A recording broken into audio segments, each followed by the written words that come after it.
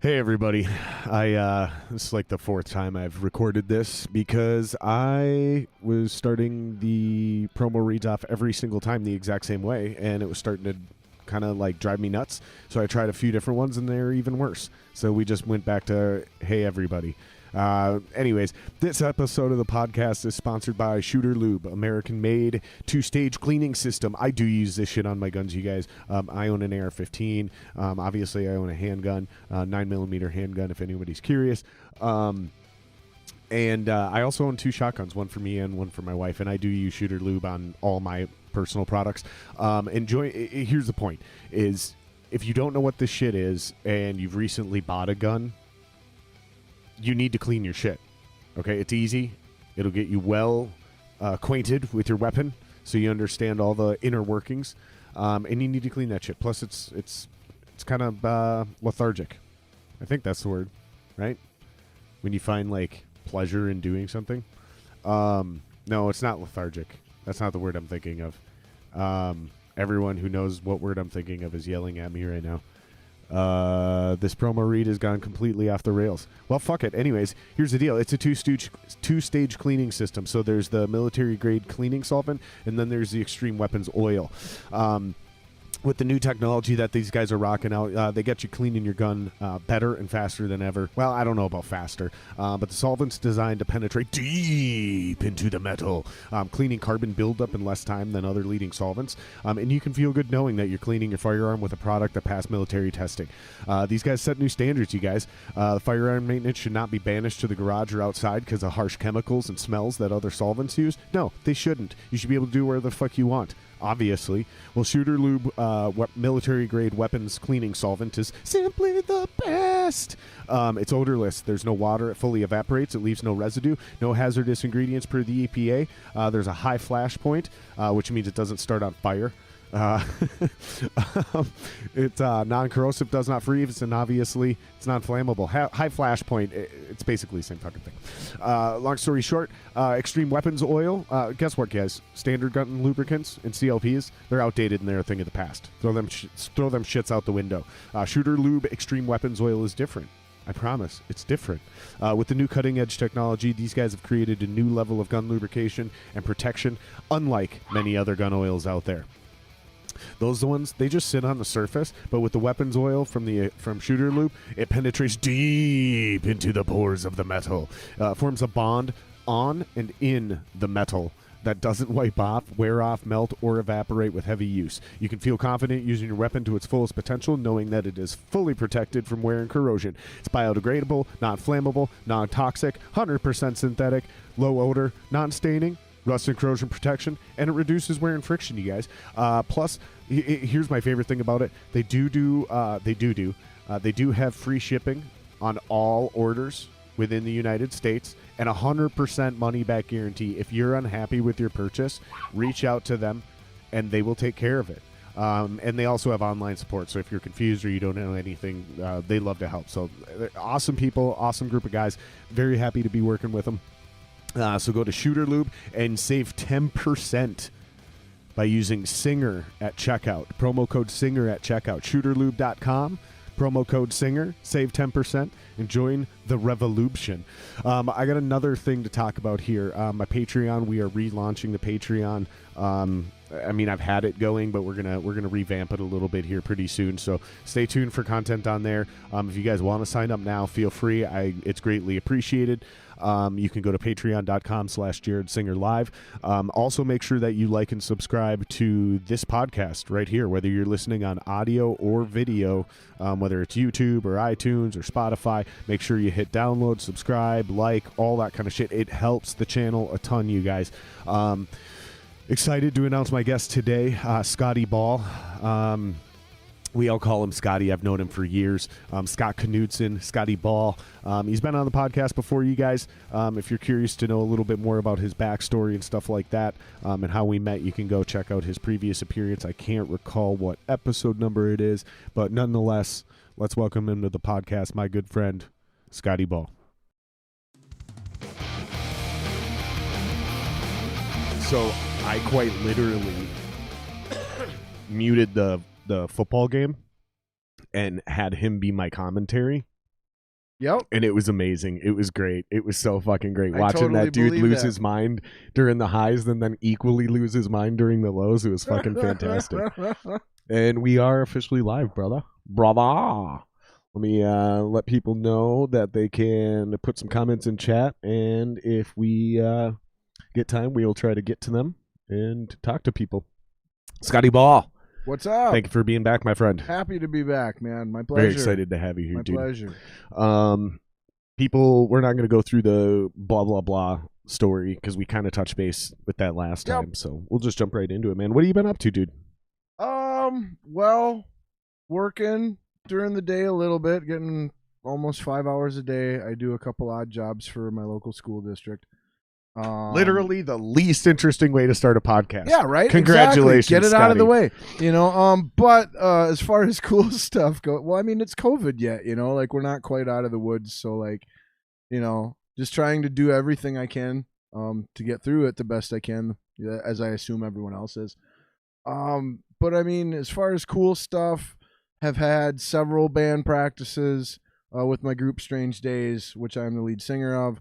100% getting ready new material to go in and record a new album, hopefully Marchish. I'm kind of personally just ballpark shooting for. So like, and then in my spare time at home, kind of just working on finishing up some lyrics too, if there's holes for things like that. And I got a ukulele for Christmas. So like it's the coolest thing to just like pull out and sit on the guitar or in the recliner with, and I've never really played ukulele before, so just add it to the list of instruments that I now know how to play. It's easy. But that's the nice thing really about easy. ukulele. It's really easy. It's fairly unless you want to rip. It's fairly open to. Yeah, I mean, if you're Have you trying seen to those riff guys on fucking- it, like that's a totally different. Have you story seen if any you're of trying those to riff. dudes? Oh yeah. It's kind of breathtaking. Oh yeah. It's like I didn't know you could do that on 4 strings. No, I do the strumming.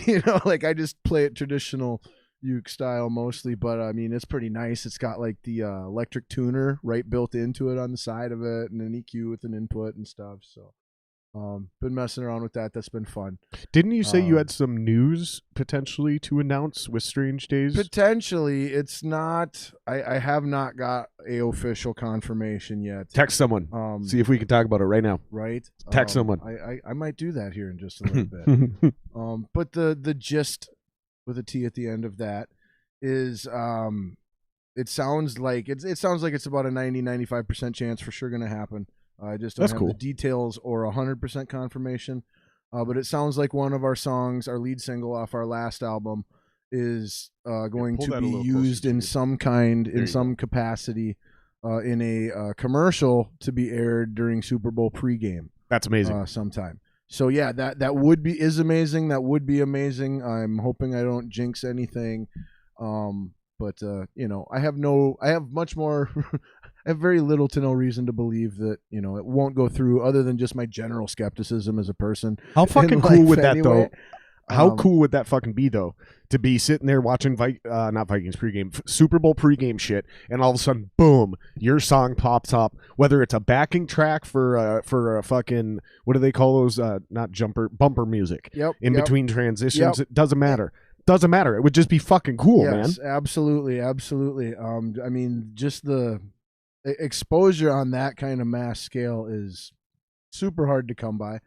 And then just the cool factor of it, like, I mean, how can you not feel good? Like, makes you feel honestly, like it wasn't all for nothing. Exactly. Like you can end your career tomorrow and be like, well, I got this thing. Like there's people out there selling out stadiums that have never had their music on those things because it's whatever, somebody doesn't like it. Absolutely. And like, I mean, even me personally, and like maybe not stadiums, as but the like singer, like not clubs.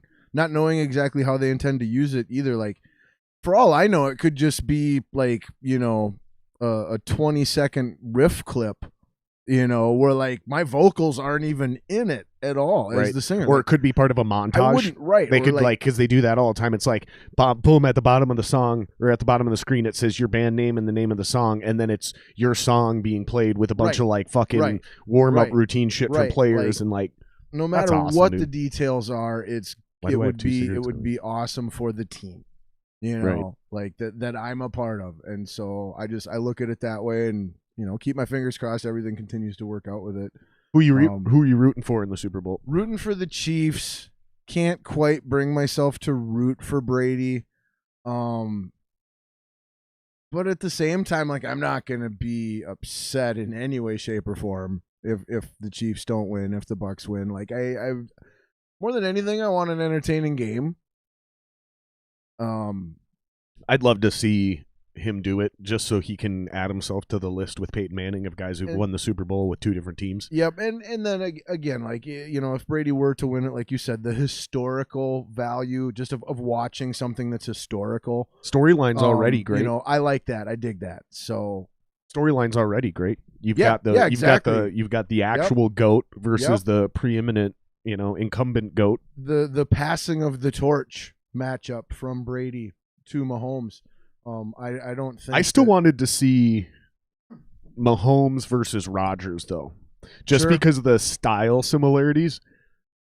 You're getting a pure pocket passer in Brady, and then you're getting the improviser in Mahomes. I wanted to see Rodgers in that game so I could see the same type of quarterback, same competence of defense. I think where I can totally agree with that is, like, not only the style similarity, but also, like, Rodgers is more than likely going to be the MVP of the regular season. So, like, you've got Where's that get you, buddy?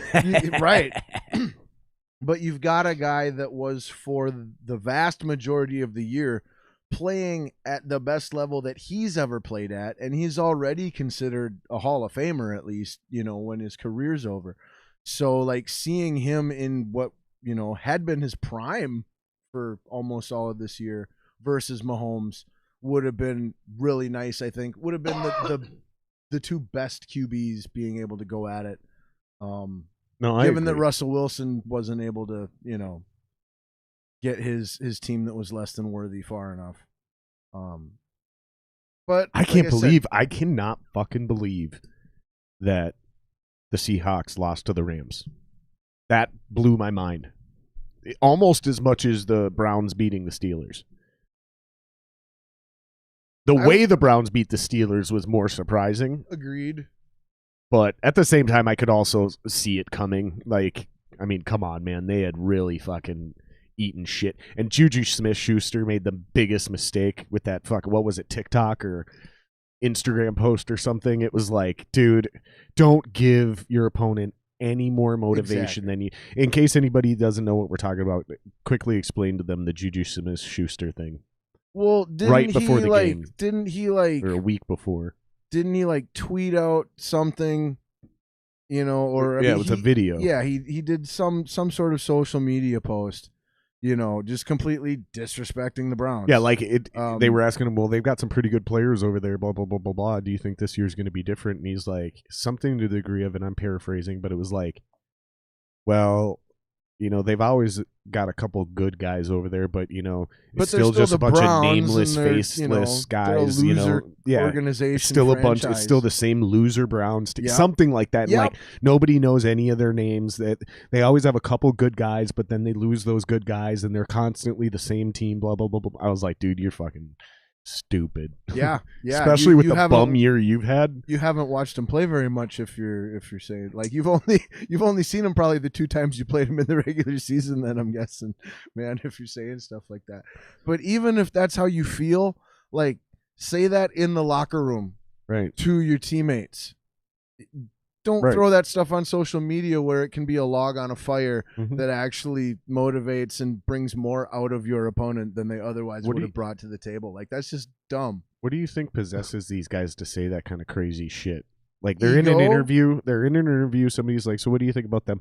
What do you think goes through the mind of an athlete where they're like, I'm going to completely disrespect my enemy to a point where I'm giving him the motivation he needs to beat me? I would say a combination of arrogance and need for attention. That makes sense. Because obviously you have to have a superiority complex, in the first place in relation to yourself and the people you're talking about.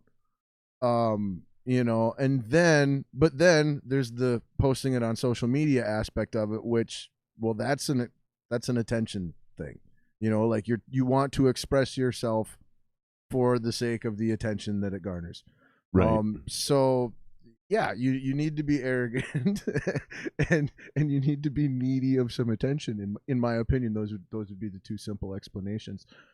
But at the same time, correct. like Juju also, like if you hear about him or read about him or anything like that, you also see like these stories of him being like this super cool humanitarian guy who, like, buys thousands of dollars of toys for kids at Christmas time, and like, does all kinds of like cool self-sacrificing, helping less fortunate people at the same time. Weird. So I don't know, a little bit of Jekyll and Hyde in him, it's and probably in all of us. brain injuries. He probably's gotten hit in the head a few too many times. So like, it's not a matter of his character; it's a matter of his like judgment in certain situations like that. Like, he's probably just taking impulsiveness of it. Exactly. He's probably just taking a few too many lumps on the head, and then somebody asks him a question, and he doesn't think about it like it's a real interview where the world's seeing it. He thinks about it like he's just having a conversation with you and I in the back in the locker room. Yep. And it's just a stupid moment. Maybe it's probably just that simple. It really probably is, and he's definitely by no means like the only or most egregious example of anything like this either. Like, I mean, this is common all the time to some extent in all sports with all kinds of athletes, especially the younger ones, who are more prone to be have an out there type of presence on Twitter or Instagram or whatever, where they're also a brand in a way, right? So I think all those things play a little bit of a factor, but still ultimately, like, it comes down to the individual. You hold that person accountable. You got to have more self-control. Like, if you thought about that before doing it, then next time think 2 or 3 times before you do it. Smart. But I don't know. It's also the type of thing to me that, like, it's also really easy to say when we're not in that spot. Right. Absolutely. And ultimately, it still wasn't like that's the reason or, the thing that made his team lose.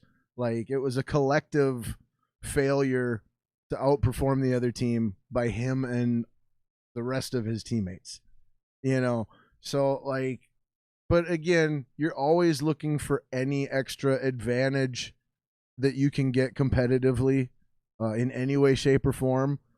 So in those regards, like, you also have to be mature and mindful to not give your opponent any unnecessary competitive advantages. Yeah, I mean, this is basic. And this who's is basic. to say that what we saw in the field would have been any different at all had he never I'm just glad I didn't see the Bills go to a Super Bowl or the Browns go to a Super Bowl or any of these other teams go to a Super Bowl before the Vikings go back.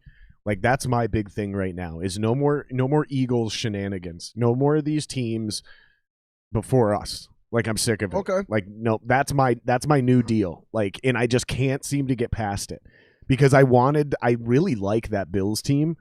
I really like that Browns team. That's what I was going to ask about. I really like those teams. Yep. And so it's like, who do I root for, right? We all do this. When your team's not in it, we try to figure out who we're going to root for now. Yep. And why? And I like to root for guys that I think are going to be great when I find them early. So that's why I'm a Patrick Mahomes fan. Cool. That's why I'm a Tom Brady fan. Sure. Anwar Anfield, he's been on the podcast with us and by himself a few different times. And I was on the Brady train like game 3 of that season. When he stepped in, I watched that dude play quarterback and I was like, this guy's the real deal. And I remember sitting down with Anwar and other guys and they're like, yeah, I don't know, man. He seems like a system quarterback, blah, blah, blah, blah, blah. And it was later in the season when Anwar seen him stay in the pocket and get smacked in the mouth and pop back up and then complete the next play too. Sure. That's when Anwar was like, it's his pocket poise. It's his presence and his poise and like his ability. But even Anwar wasn't sold that very first season. Sure. Not until later in the season. Yep. But I don't like being a bandwagon jumper. So I didn't jump on. Agreed. I've always kind of liked the Chiefs. because they've kind of been a downtrodden franchise. Mm-hmm. The issue where I always am like, I don't want to cheer for them ever is because they beat us in Super Bowl III. Understandable. What was it, 4? 4 was Jets, Colts, Namath. I thought that was Super Bowl III. Guarantee. Then it was us. Right. Then it was You us might in be Super right. Bowl III. Yeah, you might be right. Yeah, you might No, be I right. think it was us in Super Bowl III versus the Chiefs, because it was the first Super Bowl was Packers Chiefs, and then it was Correct. Packers someone else, and then our first appearance was the Chiefs, which makes sense if it was as close and to the that Chiefs first one as did have possible. a Super Bowl win. It's somewhere in that early Against era. us. Yeah. It's And the then one that's it. against us. And then, Yep. but actually, the more I think about it, I think you're right. I think we were Super Bowl IV, because I think Super Bowl III was Namath. Unitas, Namath Unitas, yeah. Jets, Colts. And yep, Namath had the famous. I think that was Super Bowl prediction. III, dude. I think you're right. I think that was Super. Yeah, Bowl III. because that was the then we first were time the 4. AFC had beat the NFC. So that had to be Super Bowl III, because the Chiefs turned around and beat us. So that wouldn't have been a big deal if the Chiefs had already beat the Vikings in the Super Bowl. Right. Because and that then- was the big deal, is the AFC had never won against the NFC. For people that are confused, back then, the Colts were from Baltimore, and they were Yes, an NFC football correct. team. They were not Correct. an AFC Correct. team. So people that are confused about that, Correct. that's why this is, because Joe Namath said, I guarantee we win that game. And it was a big deal because the AFL was looked at as an inferior conference. Yes. So it had to be Super Bowl IV that the Vikings won or lost to the Chiefs. That's why, That sounds but right. again, I saw Mahomes play, and I'm like, dude, this dude looks like he's going to be the real deal. And I still wasn't 100% sold after that 50 touchdown season. It was the following season when he didn't throw 50 touchdowns. That's when I was sold. It was like Sure. game 3 or 4 into that season. And I was like, no, this dude's definitely the real deal. Because I'm always sketched out about those mobile quarterbacks who are like doing the crazy weird shit. Because Yep. it's usually one of those deals where it's like, as soon as somebody figures out your little trick, you're done. Yep. But not with Mahomes. And that's what I needed to see. Mhm. Is like it was Mhm. it was technically his second season, which was actually his third. Because he sat his first season. Yes. So Yep. it was his actual third season, technically his second. I think he got a little bit of time towards the very end of I think his you're rookie right. Yeah, season the from last an 2 Alex games. Smith injury. I think you're right. The last 2-3 but games. not like to the point where you could say he was the starter for that season. No, not even close. But Not even close. In fact, it was such little playing time that, for all intents and purposes, other than the actual Rookie of the Year qualifications, I would have said he should have been Rookie of the Year. Like in baseball, you're not considered past a rookie until you play X amount of games. correct. I almost think the NFL should do that as well. Like, you shouldn't be considered more than a rookie until you've started 16 games total. Sure. Like, you ain't a vet unless you've started 16 games. Sure. Maybe at certain positions, you know. Yep. No, I guess I completely I see the argument for that. Yeah, because I mean, if you Um, sit your entire first year, But at the same time it complicates things. And you're still more than likely gonna have the same winners, I think, way more often than well, not. then call it the first 16 games within you your know. first 2 seasons. So, like, to me, what I would go, like, if I was gonna seriously consider that, and I was like Roger Goodell or something, is I would try to find a way, Or to even 8 games. It incorporate doesn't have to be that. 16 games, I but you would- know what I mean. I would try to incorporate that maybe more into like a most improved player type of award, but not specifically that. Where, like, because you've got the Yeah, because comeback most player, improved is like, because you've got the comeback player of the that means you award. were trash. But so, like, comeback player of the year award is mostly from, like, if you had an injury. What about you know, and impact then, like, player? You're good the next What about year. an impact So- impact player So award? some type of separate award where, like, Well, again, impact player, we already have MVP. so, like, what could we do? I'm not sure exactly what to do there, but I like the Emerging idea Star of it. Award. Yeah, something along those lines. Sure. Something along those lines. Breakout Breakout player. player. Breakout player of the year. All these seem all of these seem less. But all of these cap on it. But all of these seem like less. None of these seem like they're as good as an award that already exists. Sure. Like none of these seem like we're filling a void of an award that's missing. It seems like we're just creating a second version, a shittier version of an award that's already there. For me, just personally. I completely understand that point of view too. These are terrible ideas, guys. That's what we do. You gotta brainstorm to come across the good ones usually. What do they say? There's no bad ideas in brainstorming. Yeah, exactly. Well, I'm super fucking excited for next Viking season, dude. Like next Viking season, I am so fucking pumped for, and it's hilarious to me because everyone got their hearts broken this year except for me.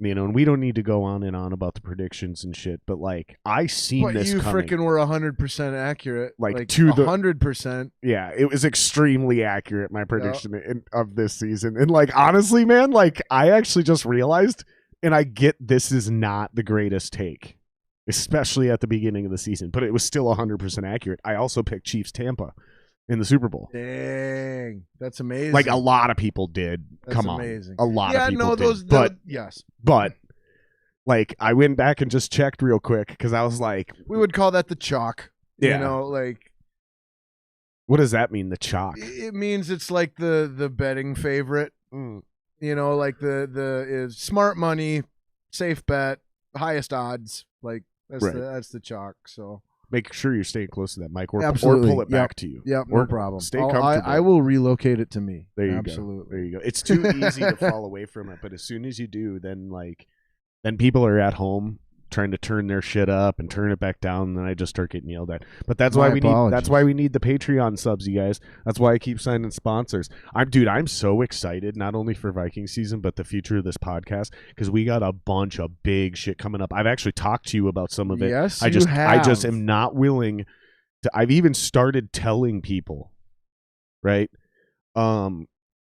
Including the guest that I'm referring to right now. I told you about him, but I also told him about some of the other guests I have coming on. And then I had another phone conversation with somebody last night or the night before who's a big fan of the podcast. And they were like, dude, I want to help. So like, can I call people and try to help you book your podcast? And I'm like, fuck yes. 100%. Yeah, that's awesome. I just can't drop any names. I'm not willing to on the podcast until they completely understand. Like one day these people are just going to show up. So sub now so you can have bragging rights. For real though. Right. I mean for real though. So you, sub now so you're not a bandwagon jumper later because that's what we were just talking about with the football thing. Because I'm fucking pumped. And I just watched that. I've been watching a lot of people for a while, man, slowly blow up, and it was crazy because this dude Tom Grossi, I told you we were talking before the podcast. Yep. He did a live play-by-play reaction for the NFC Championship game, which I tuned into some of, thanks to you. And it was amazing. But he's been doing this channel for a while, and last year he did one for the same game, but it was the Niners. And then I also watched him do one the week before for the Saints, or no, 2 weeks before the Saints Vikings game. And the Saints Vikings game, he only had 50,000 subs, which is still a lot. But this year, 150,000. Last year, he was like, wow, we have 1,700 people in the chat. This year, he had 17,000 people in the chat. Like, his channel is blown up so much. And it's so hilarious. He does this thing called, for the listeners, it's called Patcast. It's as a Vikings fan, it's still one of the best YouTube channels out there for sports stuff. And I'm a fan of the guy. I even donated $2 to his live stream because I was awesome. I've never done that before, ever. $2 ain't shit, right? People are trying. And this is the biggest thing that blew my mind, dude. I have no idea how much money this guy made, but I lost track somewhere around $2 or $3 grand from the donations. People literally like $100, $50, $20. People like me going 99 cents, $2, $5. Doom, doom, doom, doom, doom. I remember seeing them pop up when I was watching. I'm like, that dude had to have made at least 5 to 10 grand in that one stream right there. Boom. And I muted my TV. We talked about this. Yep. This is how we started the podcast. I Yep. muted my TV and watched this dude on his thing. And I just thought it was so fucking cool, man. And watching his heartbreak and meltdown. And like, he does a draft one too. So he does a live draft reaction to the whole thing. Oh, it's man. beautiful. He does Man. he does a great channel. I loved every bit that I did watch. Like, I had a hard time pulling myself away from it. Like, to the point where I enjoyed watching him and listening to him more than if I had to choose between that and the game. Like, I enjoyed him more than I enjoyed the game. It was for real. Really, genuinely did. Like, not especially exaggerating, not lying. Like, it especially with fucking Aikman and douche. Yeah, I mean, as an clown alternative to Aikman, Joe and Buck. Joe Buck, jeez. We got somebody else watching. No-brainer. Thanks for checking in. Thanks for hanging out with us, you guys. If you got any questions, go ahead and throw them in the chat when we take breaks and I really like that feature. That's take a cool. bathroom. That's The chat different thing? from the first time I was on. the chat thing. Yep. It's cool. Yep, I like it that. definitely helps when, because I don't have a producer right now, so it definitely helps when we start debating about dumb shit. We can ask them, like, hey, if you know something about this, just throw it in the chat. Just correct us if we're misspeaking. They can fact check us That's on great. Super Bowl 3 and 4. I love that. Yeah, yeah. That's awesome. I love that kind of thing. And I love the fact that if I have to go take a bathroom break, you can jump into chat and interact directly with the people that are watching live. Is what I hate about it, though, is it becomes ingrained that it's part of the podcast.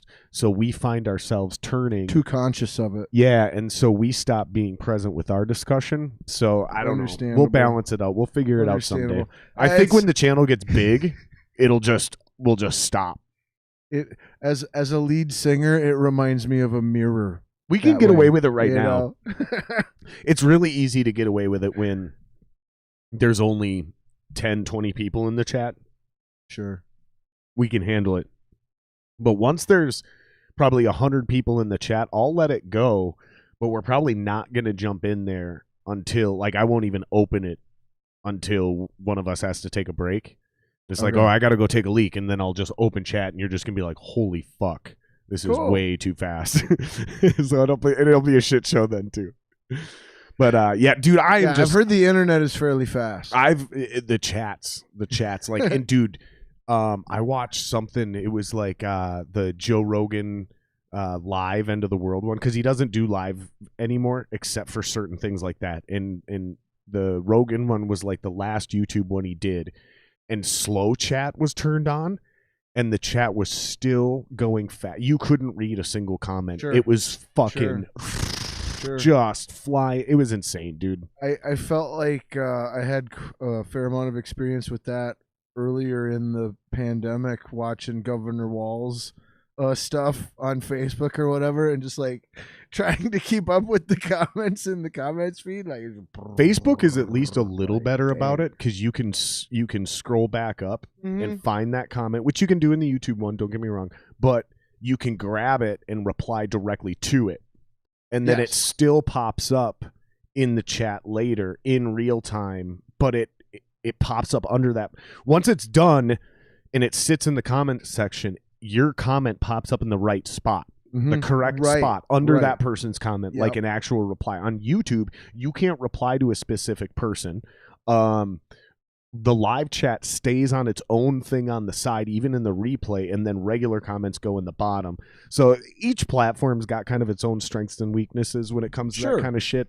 Sure. But I do like that Facebook feature better. So, like, yeah, when somebody's making, oh, fucking Walz is the greatest, or Walz is literally the antichrist, whatever crazy shit they're saying about our governor, if you Yep. if you think it's fucking worth commenting on, you can Right. directly Yep. to that person Yep. and set them straight. Yep.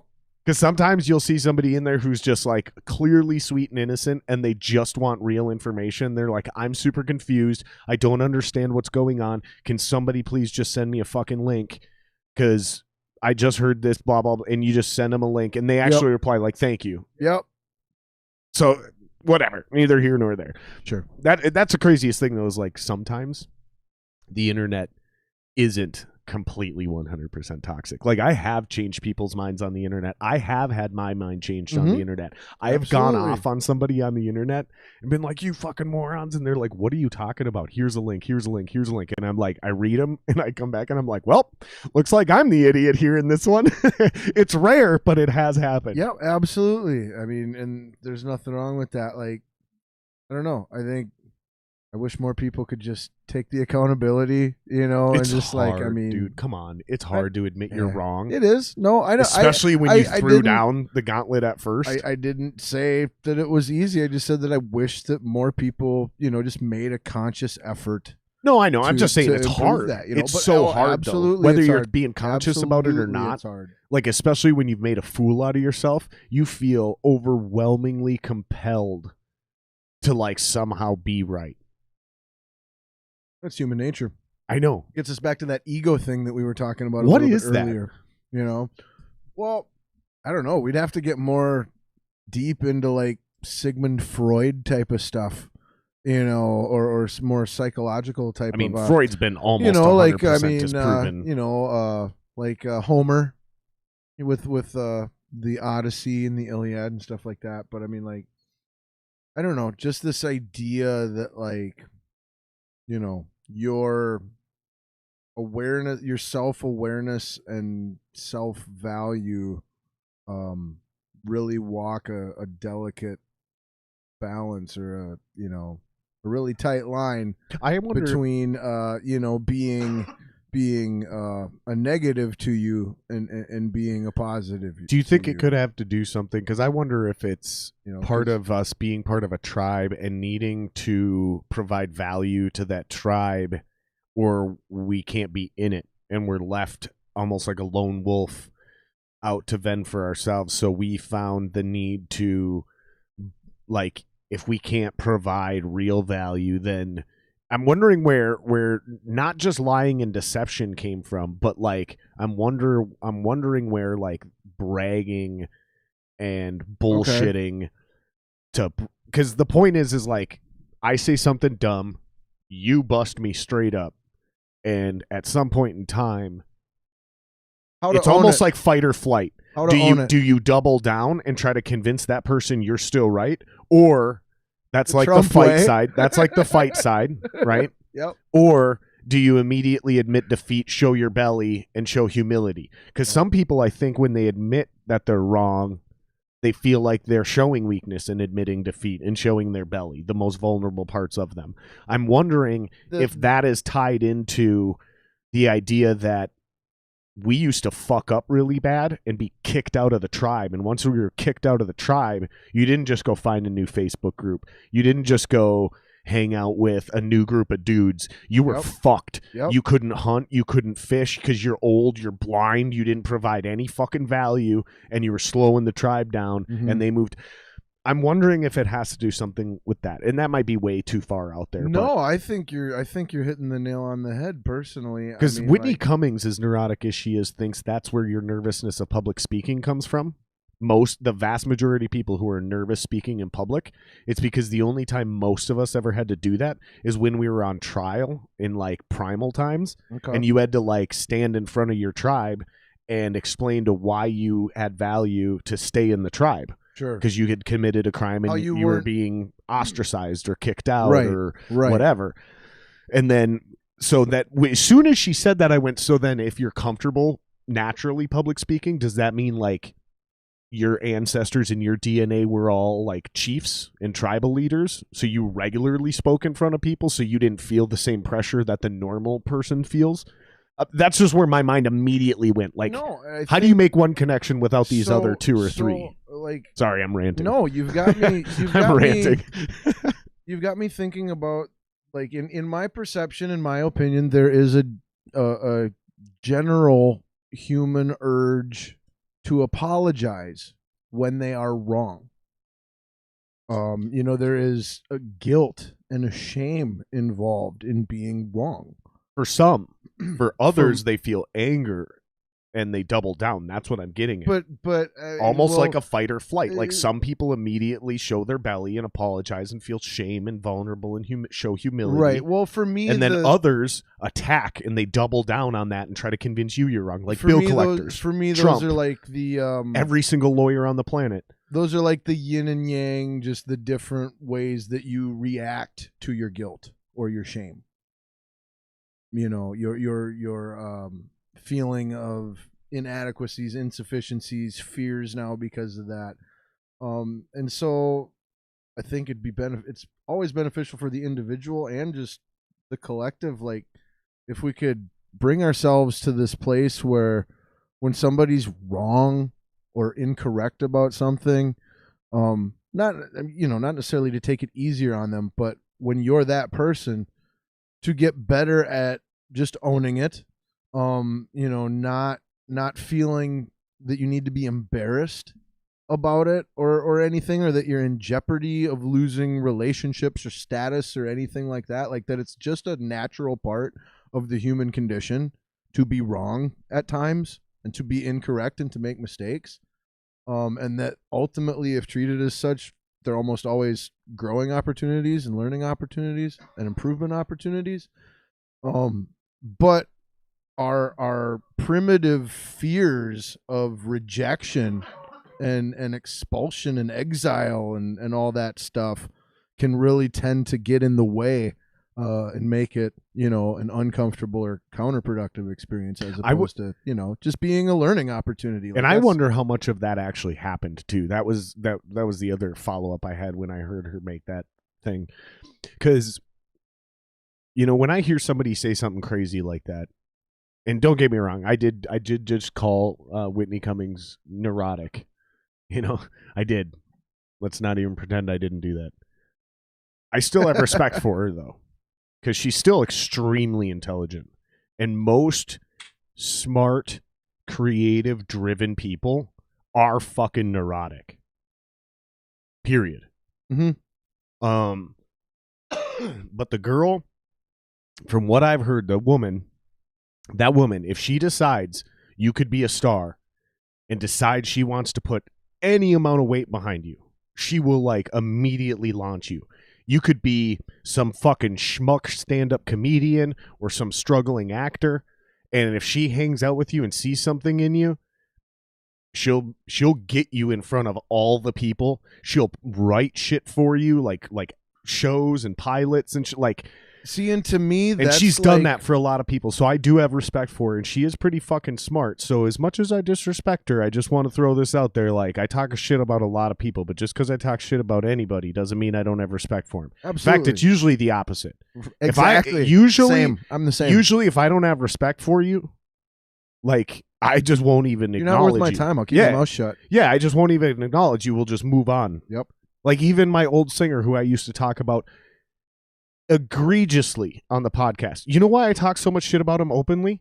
It's because I have so much respect for him, and he disappointed me so much. Plus, if we're doing an equation here, everything I've said on this podcast, I've literally already said to his face. So I'm not talking shit behind his back. He knows all those things.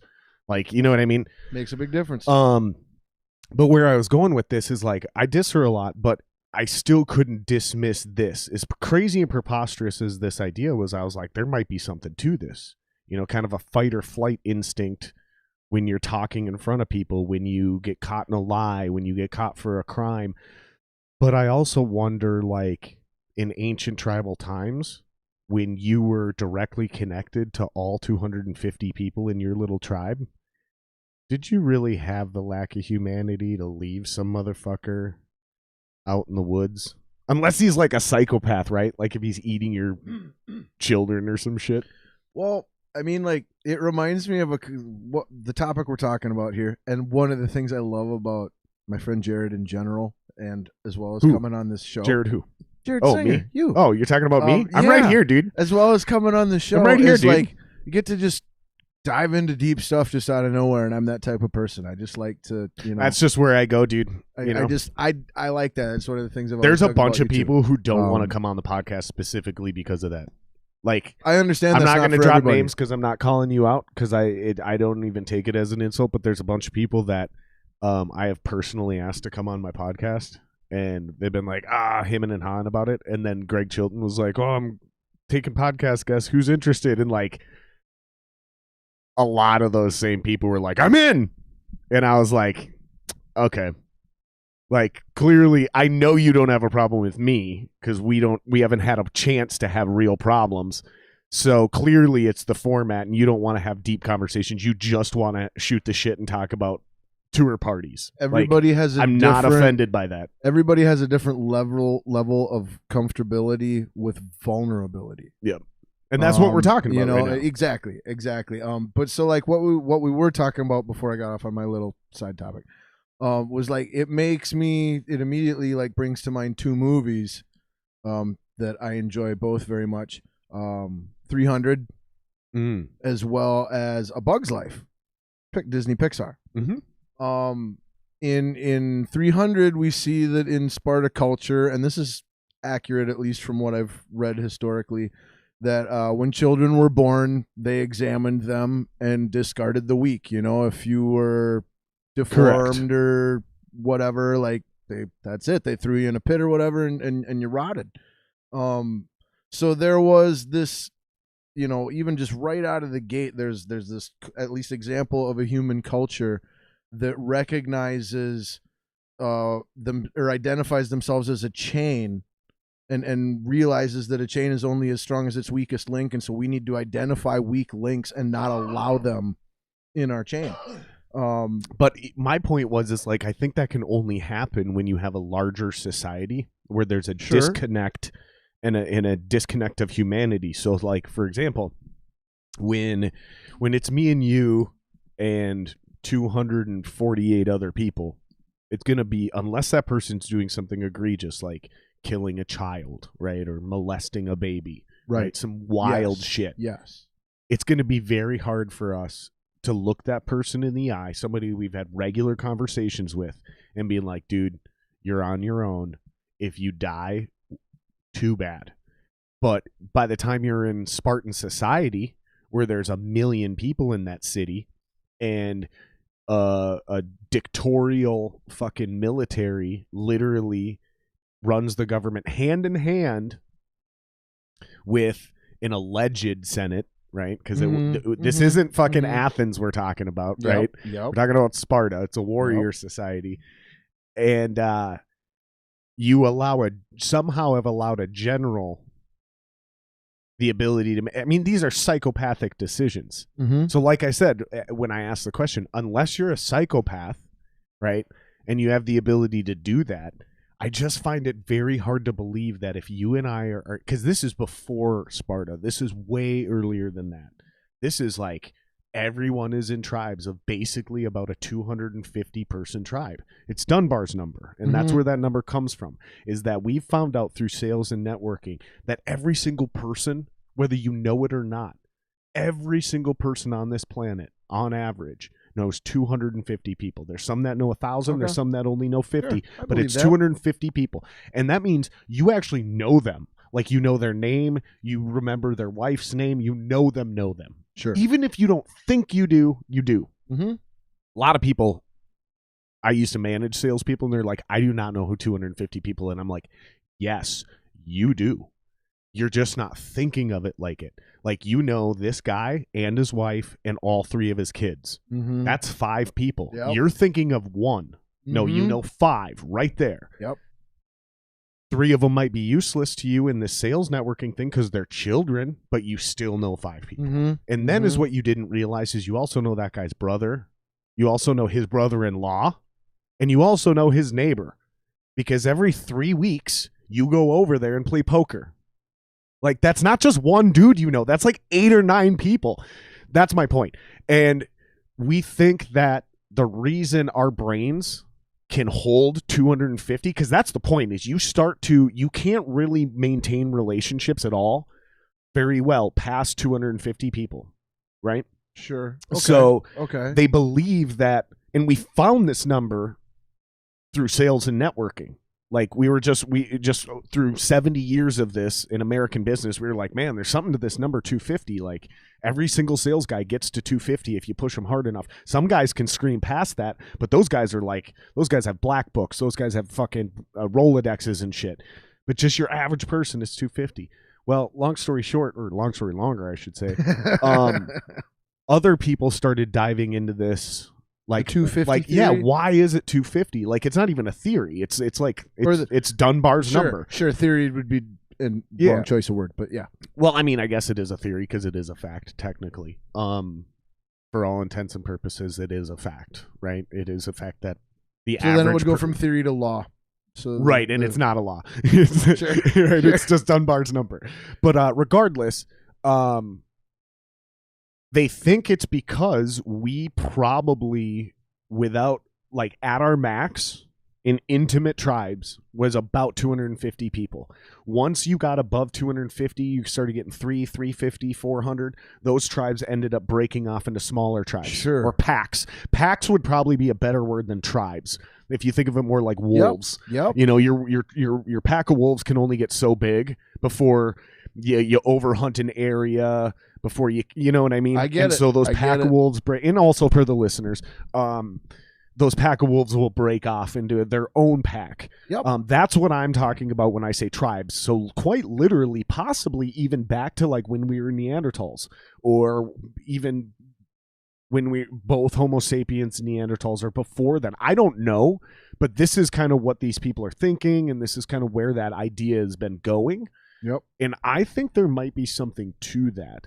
And that's just to tie it back and wrap up this stupid little segment here, is like, that's what I think she's talking about, is those times. So there's 250 people in your tribe. You've grown up. You know every single person in there, and you're about to be kicked out of the fucking group forever because you did something wrong. Yep. You know, and I think more or less it comes down to not only whether or not that's realistic based on the fact that there's only 250 people, but also potentially like where you were and how serious shit was. So like if you could just make a small mistake and it costs 8 people their lives a week from now, and then you do that again and again and again, how long do I let you continue costing large amounts of lives before I go, dude, you gotta go? That's exactly where I was going to go to. I was going to bring it to the words of asset and liability. Perfect. You know, that's exactly where everything we were talking about was leading me, is like viewing people in a society as an asset or a liability. And obviously every society that has any semblance of law and order is going to have like a measurement and a limit for how much of a liability to the group, based off of however they decide to define that they will allow before, you know, other measures need to be taken. You know, so, but just what a, like, who wants to live like that though? Right. You know, worrying about where you fall on the scale of how big of an asset or how big of a liability am I in the eyes of everyone else? Isn't that literally where we still are, though? No, it is. It is. I mean it's only gotten worse. At least it can be. I mean, literally, think about it like this with the cancel culture shit, because that's where we're at now with everything. That's the same exact moves are at stake, dude. Like, a potential fan, when they are greeted with news that you jacked off in front of people backstage, they have to decide, quit spying on me, Jerry. Does the value you bring through your comedy outweigh their principles? You see what I'm saying? Separating the art from the artist, man. Well, dude, I'm just saying, we do this back then. Fucking way back in the day, I remember early 90s, news breaks, fucking Axl Rose arrested for domestic abuse, assaulting his second wife, beat the shit out of a second girl. Phil Spector dying recently. People too. had to go. Like, people had to like go, well, fuck, man, I really like his music though. So again, the asset that they were, the emotion, because that's what music is, right? It's an emotional asset to us. So how much do you love this artist? Michael Jackson is another one. He might have fucked those kids. Yep. But certain R. Kelly, people, like, there's lots of examples. Yeah, man. Right. And so, and now here's a great example. a lot of people are willing to go, okay, R. Kelly fucked underage girls and pissed on him and did a lot of weird sadistic shit. Fuck that guy. I'll never listen to his music again. And that's your right. And, cool. And then they go, no worries. and then some of those same people I know are like, man, Michael Jackson might have fucked them kids, but I'll be damned if Thriller comes on every fucking time and I ain't super into that shit, bro.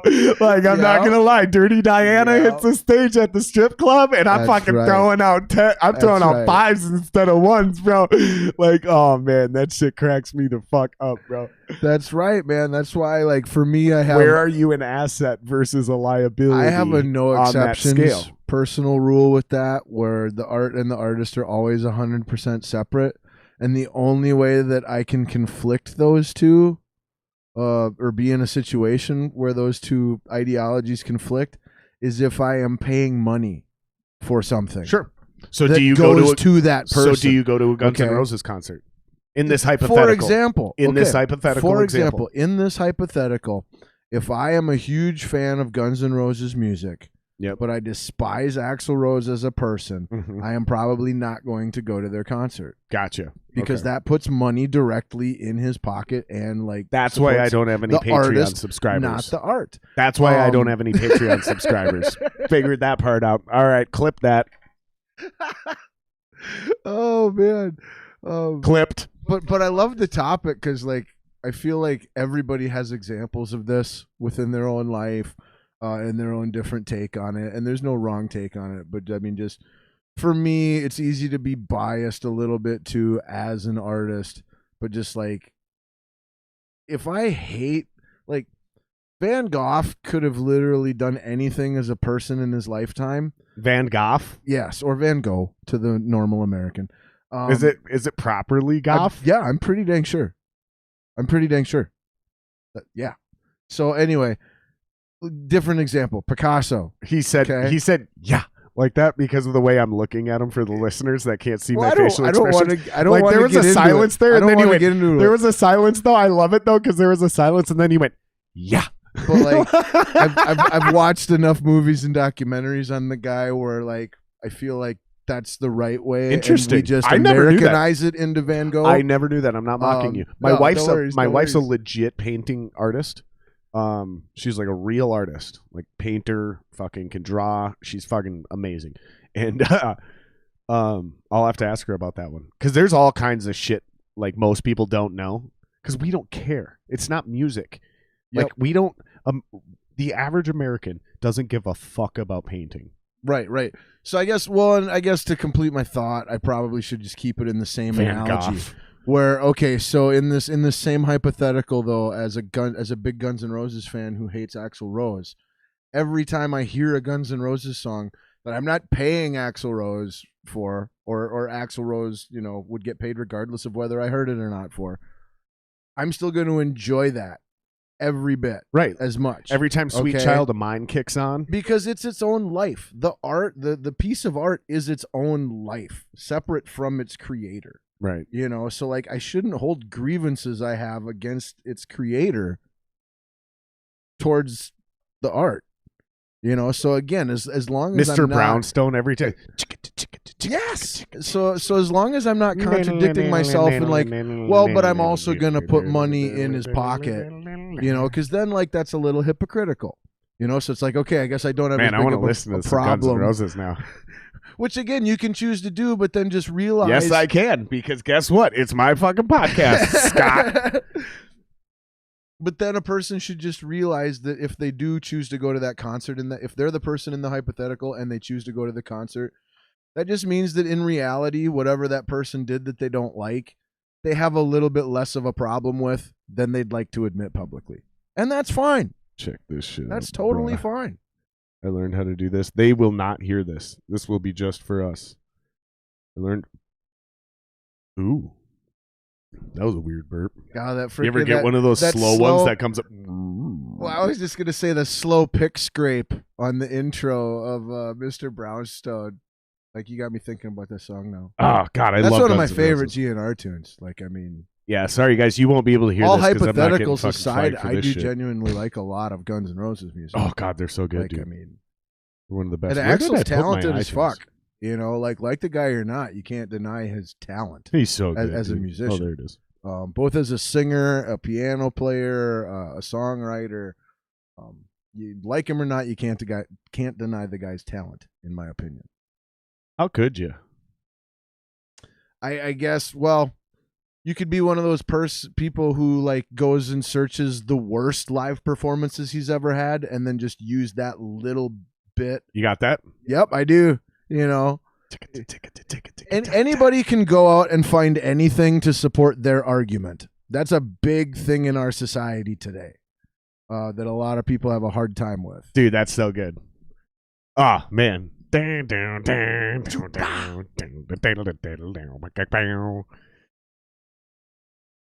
I love the fact that it's two different guitar riffs that every once in a while sync up to make a spot sound good, like a bar, but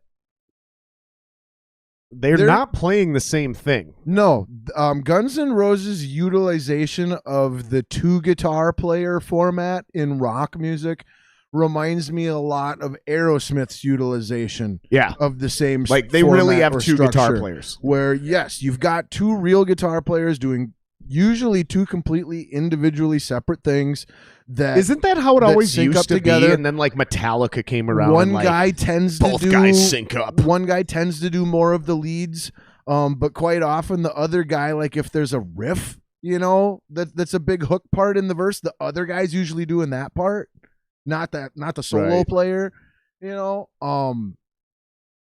But no, their use of the two guitar player format, they remind me similar of each other. But Slash shines a lot more as a soloist, in my opinion, than Joe Perry ever has. Did you know he auditioned for Poison before he auditioned for Guns N' Roses? And the reason he didn't join Poison is because they demanded he wear makeup. And he was like, yeah, I'm not doing that. And they were like, then you can't be in the band, bro. And he's like, okay. And then his next audition, he went straight from there and auditioned for Guns N' Roses. And they brought up the makeup thing, and he was like, I'm not, or I think God, he wrote about this in his book, and I can't remember exactly. He might have even walked in and said, listen, I don't care how this goes, I'm not wearing makeup. And they were like, that's cool. Like, I don't know if he said it the first thing he walked in. Cool. I don't know if it was the first thing he said he walked in, or it was one of the, like it, but at some point in time, that got brought up, and once the makeup thing got brought up, they were like, well, you know, we wear makeup. And he's like, yeah, I'm not wearing makeup. And they were like, okay, that's cool.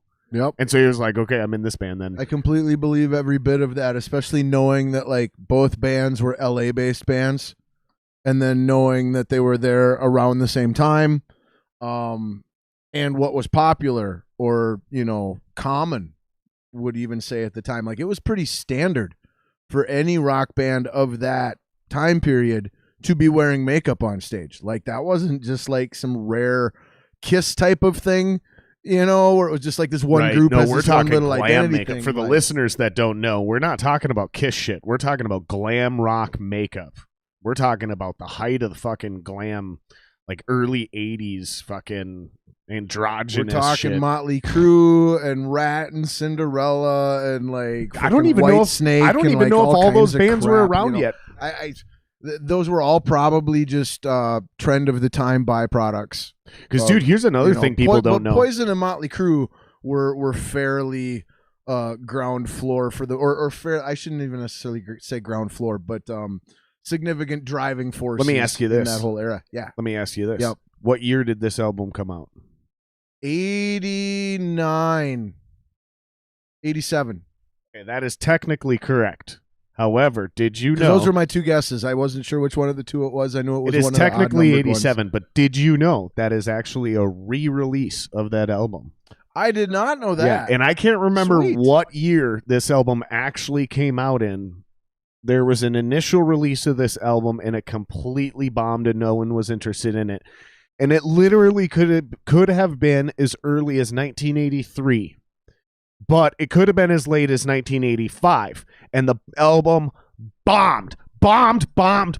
No one was interested. So All they did is played the club scene in LA for like a few years and blew up in LA, and they were like, fuck it, dude, let's just re-release the album instead of recording a new one. They did that, and they blew up and were one of the biggest bands in the world instantly. I guess we need a fan base before we start this instead of after we start this. Sometimes, sometimes that's just the formula. Well, and that's the other thing. They already had a huge fan base because that Guns N' Roses was formed from two other bands, LA Guns. Okay. And then Tracy Guns of LA Guns was originally supposed to be one of the guitar players. Correct. That's where the Guns in Guns N' Roses came from. Yep. And then it was Tracy literally just Axl Rose joining, so they changed it to Guns N' Roses, and then they added Slash, and boom. Yep. So that band, it was much like anything else. They had obviously LA has a great music scene, or at least they used to. Yeah, especially at that time, at least. Yeah, there's LA music scene has come and go. Mid to late 60s, LA had a massive music scene. Again, in the early 80s, LA had a massive music scene. People forget Van Halen's from LA, dude. Yes, and exactly. Van Halen is directly responsible for all of glam metal because they blew up in the late 70s. Everybody tried to follow Van Halen, dude. I would argue that it could go back one step further from Van Halen to Led Zeppelin. I think all of them were trying to commercialize Led Zeppelin, including Van Halen. with the long blonde hair, pretty boy, high voice lead singer, and the big heavy guitar riffs, and just the presentation. See, here's the difference. Here's the difference is. But it's a different musical style. Like it's not only that, but there was a different approach completely between Led Zeppelin and Van Halen. So Led Zeppelin was in many ways the culmination and the epitome and literally top of the mountain when it comes to classic rock. Okay, or even the birth of heavy metal. A lot of people say.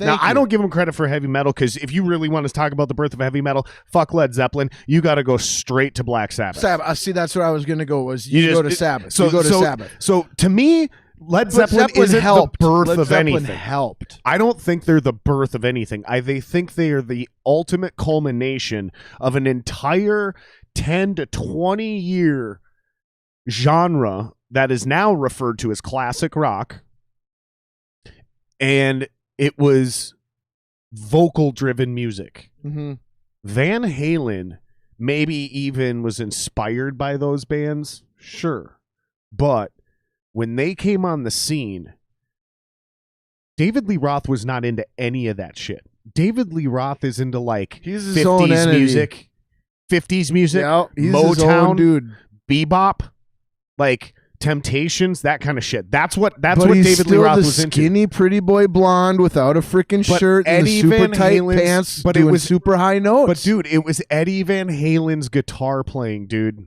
Like, some people would say, but it was Jimmy Page's guitar playing. No, don't ever do that again. Don't ever put those two in the same fucking category. I'm not saying I do. I said some people. I said some people. And I'm talking to those people. Don't ever fucking do that again. Because Jimmy Page is one of the greatest songwriters of all time. Not hack at guitar playing. I wouldn't say hack. Well, he's better than I am. Relative. But he's not a shredder. No, he's very sloppy. Like very sloppy. Like Eddie Van Halen, you know who you got to put precision. You know who you got to put as inspiration for Eddie Van Halen is Jimi Hendrix, bro. Oh, from an individual standpoint, even musically, absolutely. Oh, from even an musically, because Jimi Hendrix wrote the blues one way, and Jimmy Page wrote the blues another way. Yeah. Okay. Eddie Van Halen maybe was influenced by Led Zeppelin, but I'm telling you, the music that drove Van Halen is directly inspired by Jimi Hendrix. It's so clear and obvious to me as a guitar player that.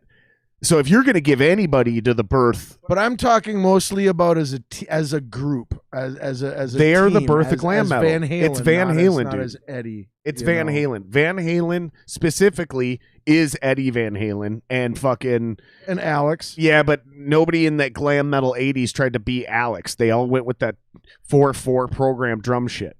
I'm talking about what literally just started a sound. Okay. It was all Van Halen, dude. They started that entire sound. Whereas Led Zeppelin was the culmination of 10 or 20 years of music leading up to that. That's what I'm trying to get at. No, I does that make sense? It does. Even if I'm not right, that's what I'm trying to get at. You are right because we're just talking your opinion and my opinion. So my opinion necessarily isn't right. There's no wrong. I'm just trying to get you on my page so you at least understand what I'm saying. But like when we specify it, I guess, to the whole unit is glam rock. Like this is the first entirety unit of glam rock. I can completely understand and agree. I bet you these motherfuckers. More than anything, I guess glam rock evolved, in my opinion, from the classic rock that Led Zeppelin.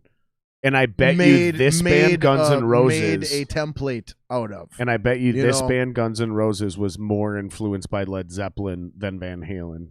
Very, very likely, granting on when they would have grown up. Well, and if you listen to the music, like I was hanging out with Dalton, and Dalton and I talked about this. I don't think we actually talked about it on the podcast, but he was just on, and we were hanging out with a bunch of normies. Non-musicians. Yes, non-musicians. I love it. No, I do Fuck, exactly I don't. What do you call them? Like you listeners? Called them what they are. You called them what they are. Normies. They're normies. They're normal people. That's not an insult, right? Well, I mean, like, and then I was like, and then I tried to and then I tried to correct it with non-musicians, which is like not better.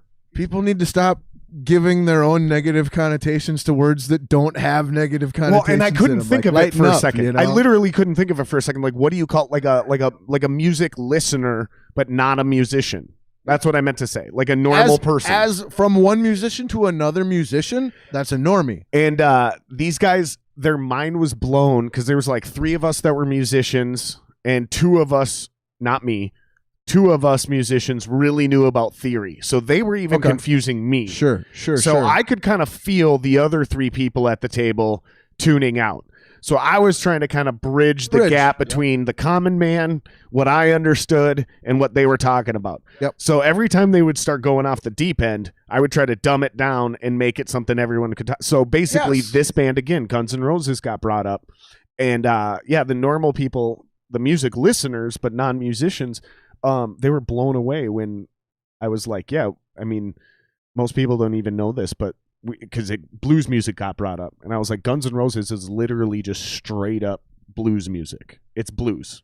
Yeah. Like all the chord progressions, most of the riffs, like Slash goes a slightly different direction.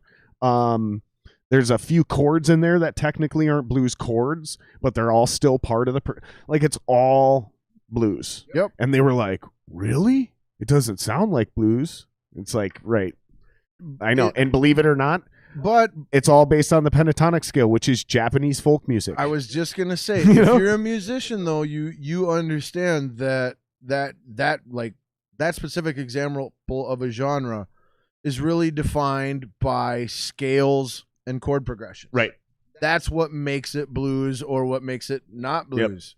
Yep. You know, in blues music, you start out on an E. The next chord you go to is going to be an A, or it's not blues. That's not necessarily true. Or a B, you know. Or if you started out with, well, I guess technically you could go down to then. So you're already going theory. But like, you're already going theory. Yeah. Well, I mean, and technically, I guess you could work it in a reverse order too. But I mean, I'm talking theory too. Okay, so anyway, just like to dumb it down and close it out, like if it's blues music and you start in E, for example, you've only got about 2 to 4 options of chords that you can follow that up with where it still qualifies as blues music. Otherwise, you're using a scale that is not compatible with a blues scale. You know, so that's just what I was trying to get to.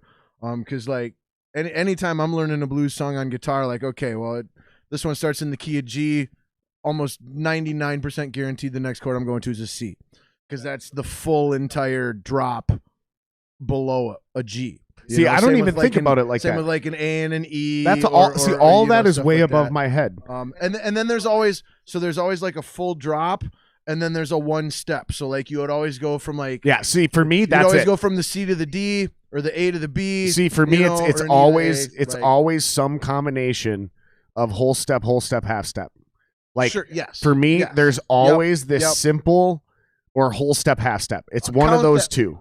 three though. Right. Right? It's either Three. those three or it's those two. It's either whole step, half step, which is a 3-step technically, right? Because you have your original note, then the whole step, and then the half step, right? Dun, dun, dun, dun, dun, dun, dun, dun. Yes. Right. Yes. Okay. Yes. Technically, that is 3. But so most blues songs or the genre has a total of 3 chords in the chord progression, usually within the scale that the See, for me, it's they're where all you go compatible with the those. scale. It's for me, it's just where you go. Like for me, I've heard.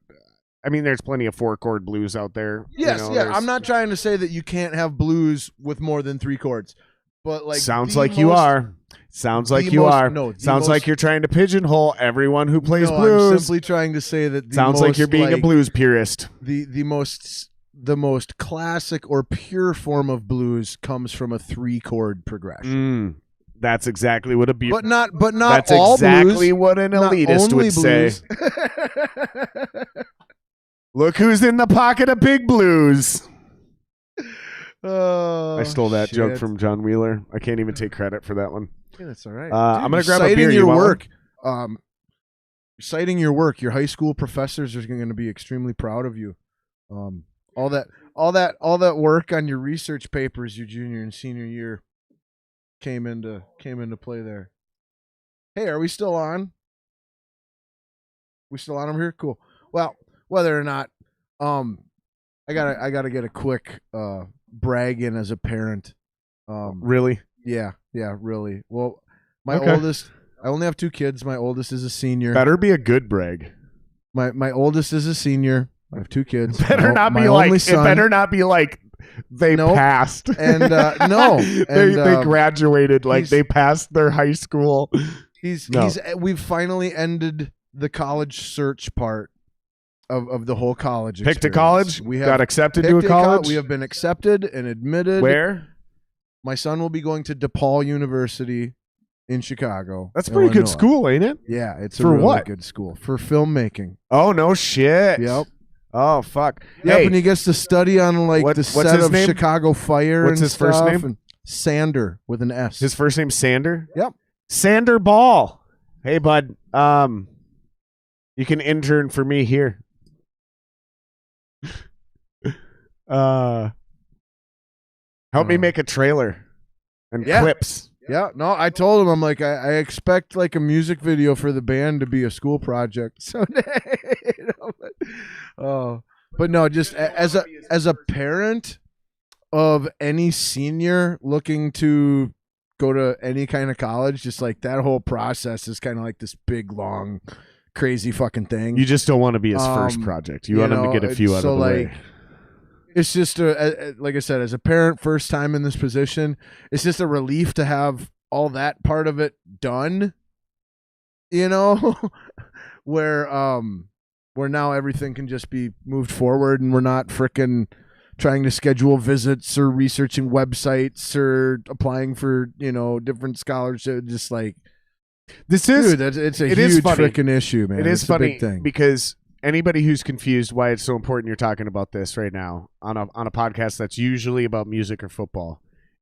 Here's why. You're not supposed to slam that, dude. What are you doing? I don't know. I gave you a sip of beer. Jesus. I don't know.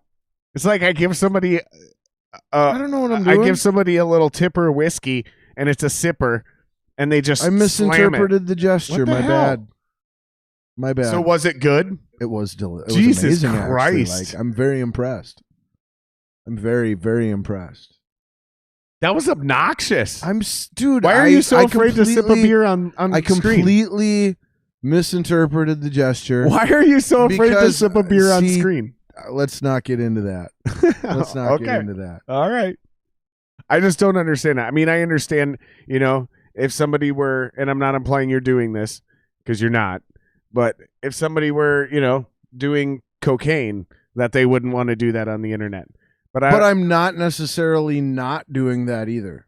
But I just don't know why you have to hide the fact that I gave you a couple sips of this beer. I will perfectly explain it to you off camera sometime and you will totally get it. And I just hope that at that point in time you don't feel bad. I don't feel bad now. I'm just confused. I know you don't. No. I'm pretty sure you've sipped beers on other podcasts at that we've done. point in time. at that point in time. This is something new because I'm almost 100% certain you've sipped beer on podcasts before. Not on camera. I'm almost 100% certain. Not on camera to my knowledge. I'm almost 100%. If I did and it was but on I have camera, done a lot of it these. wasn't me, it was my stunt double. Because I have a stunt double. So well, I'm glad you liked it. Because sometimes in life, a stunt double comes in handy. That's all I'm going to say. Well, I'm glad you liked the sip of beer that I gave you. It was amazing, and I will reciprocate the kindness from my misinterpreted gesture. Yeah, don't worry about it, dude. It's fucking hilarious. It just took me back so much. I don't even remember what we were talking about. I completely lost my train of thought. We were ready for a new topic anyway. What do you want to talk about, man? Where do you actually see the Vikings going? Ooh, sweet. Back to football. I love it. Well, if you assume that the pattern let me rephrase this question. Okay. Let me rephrase it. Where do you see more specific. Where do you see it's actually going to be more vague. Where do you Even see better. 21 where do you see 2021 going, including the Vikings? But you can get into COVID, we can sidetrack in a million directions. The thing that just as a spectator I'm excited about as a Vikings fan for the 2021 season in its entirety, including the off season, the draft, the actual playing of the season, and then hopefully postseason, is that the stakes should be very high for the people involved. I think if Zimmer goes back-to-back losing years with the roster that he's got, that his seat's going to be really, really hot. I don't know if it would result in a termination, but it would definitely result in, okay, next year's make or break, and if we don't like what we see after 6 weeks, you're out of here. What do you think is a justifiable reason to fire him at the end of next season? Well, you always base your firings, in my opinion, based off of expectations. Quick answer. So for me, if they miss the playoffs, you got to go. If you're above Zimmer on the tree and you're in charge of firing him or keeping him on, you establish your expectations before you get into everything of like, this is what do you think is a reasonable reason to fire Zimmer at the end of next season?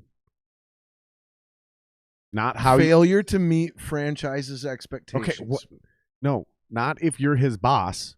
You as a fan, what do you think is an acceptable reason? I'm sorry. To fire him next season. I thought I was supposed to look at this from the organization's No, point of I'm view. asking My you. bad. I want to know what you think. Fuck that guy. Okay, to me it would have to be a I'm actually a huge fan of Mike Zimmer, Mike Zimmer and Rick Spielman.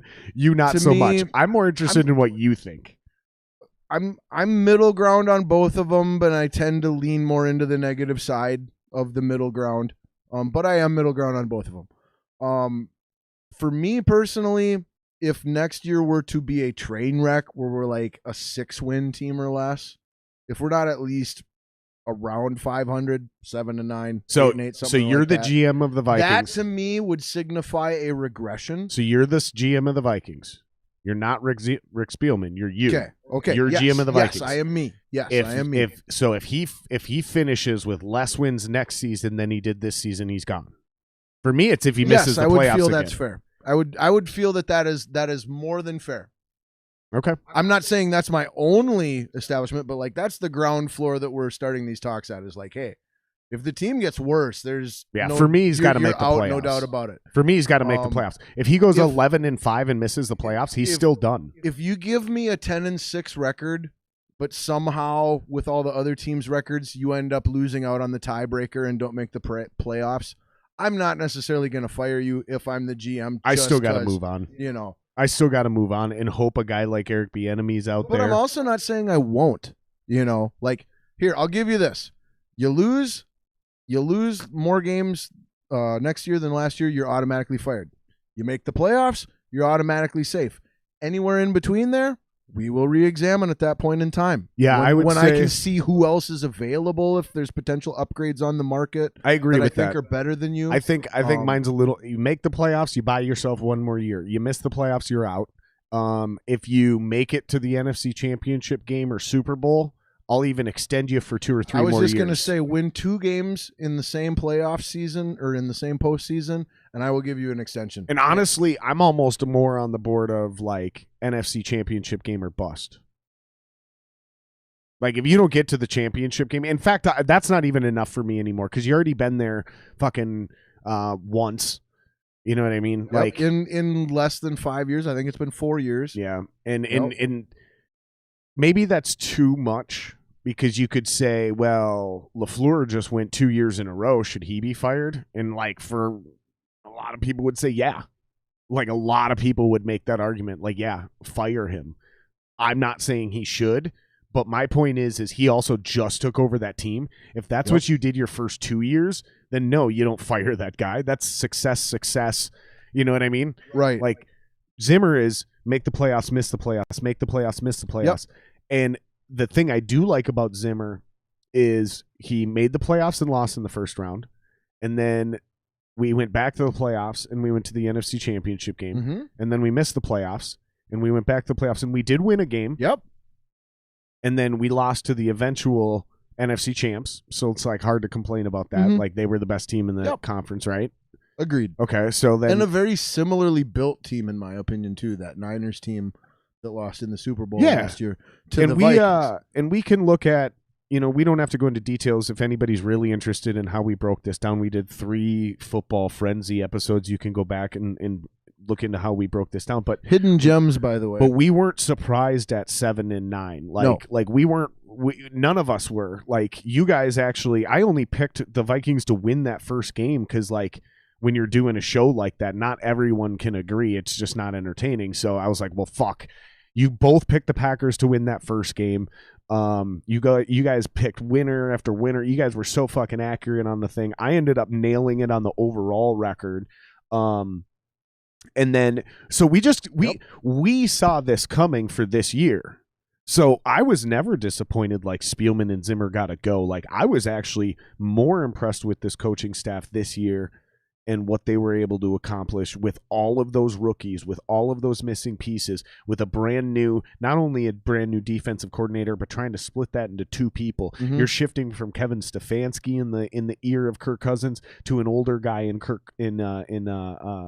Kubiak. Yep. Like I get it.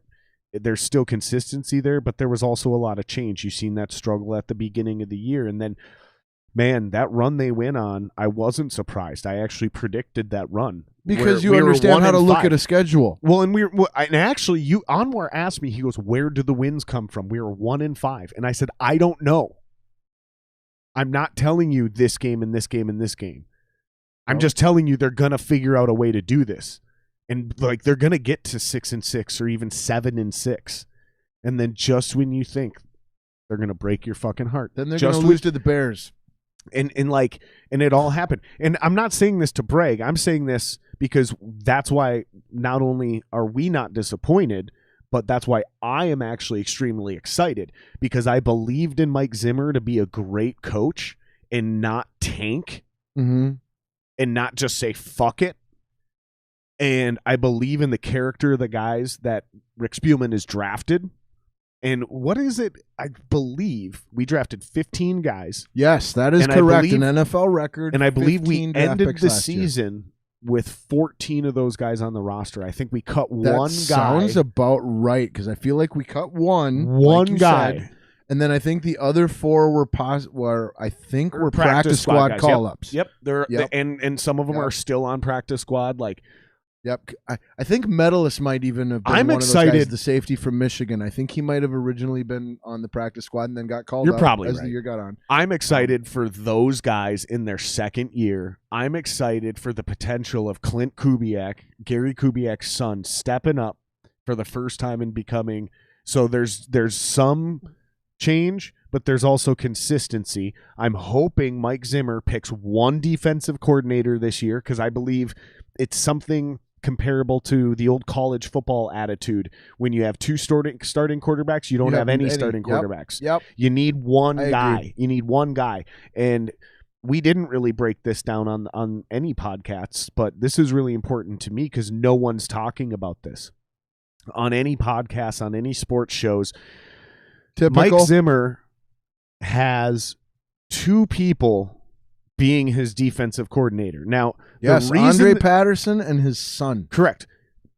My attitude is this: pick one, because the reason you need a defensive coordinator as a defensive head coach is to literally be a second voice. So when a certain player or a certain position group isn't either understanding or, more importantly, they're not buying in, a defensive coordinator steps in and simply says the same thing you just said, but because it's a second person and it's a different person, suddenly, magically, it works. This is an old bill collector strategy. Somebody would ask for a manager because they didn't like what I said. If I knew I needed a real manager, I'd get one. But most of the time, I would put the phone on hold and I would say, I need a second voice. And literally, my neighbor, the guy next to me, would pick up the phone and just repeat it. And then they'd go, okay, fine. And they'd pay their bill. It's called a second voice technique. Sure. The problem is when you have two different people being the second voice, and they say things a little differently, now you don't have more reaffirmation from your D coordinator. You actually just have more misinterpretation from your two defensive coordinators. Yes. I agree. I'm hoping he picks one. And it should be Andre Patterson because he's got the seniority, he's got the age, he's in line. Like, he is the most deserving by far. And I will never argue that with anybody.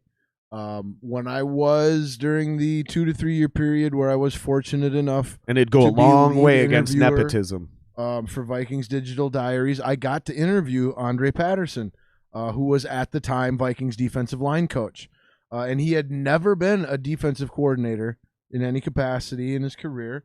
Even though he had been a popular name, people knew about him, he was good or whatever. And I specifically asked him, what's the deal with you not being a defensive coordinator? And his basically response was just, I've never really been all that into what that job would require. Fine, then give it to his kid. Then give it to your kid. And so that's just where, like, having personally talked to him and then seeing a guy find an area that he's unquestionably one of the best in the league at. When Andre Patterson was a defensive line coach in the NFL, he was unquestionably one of the top 5 defensive line coaches in the entire league for every one of those years.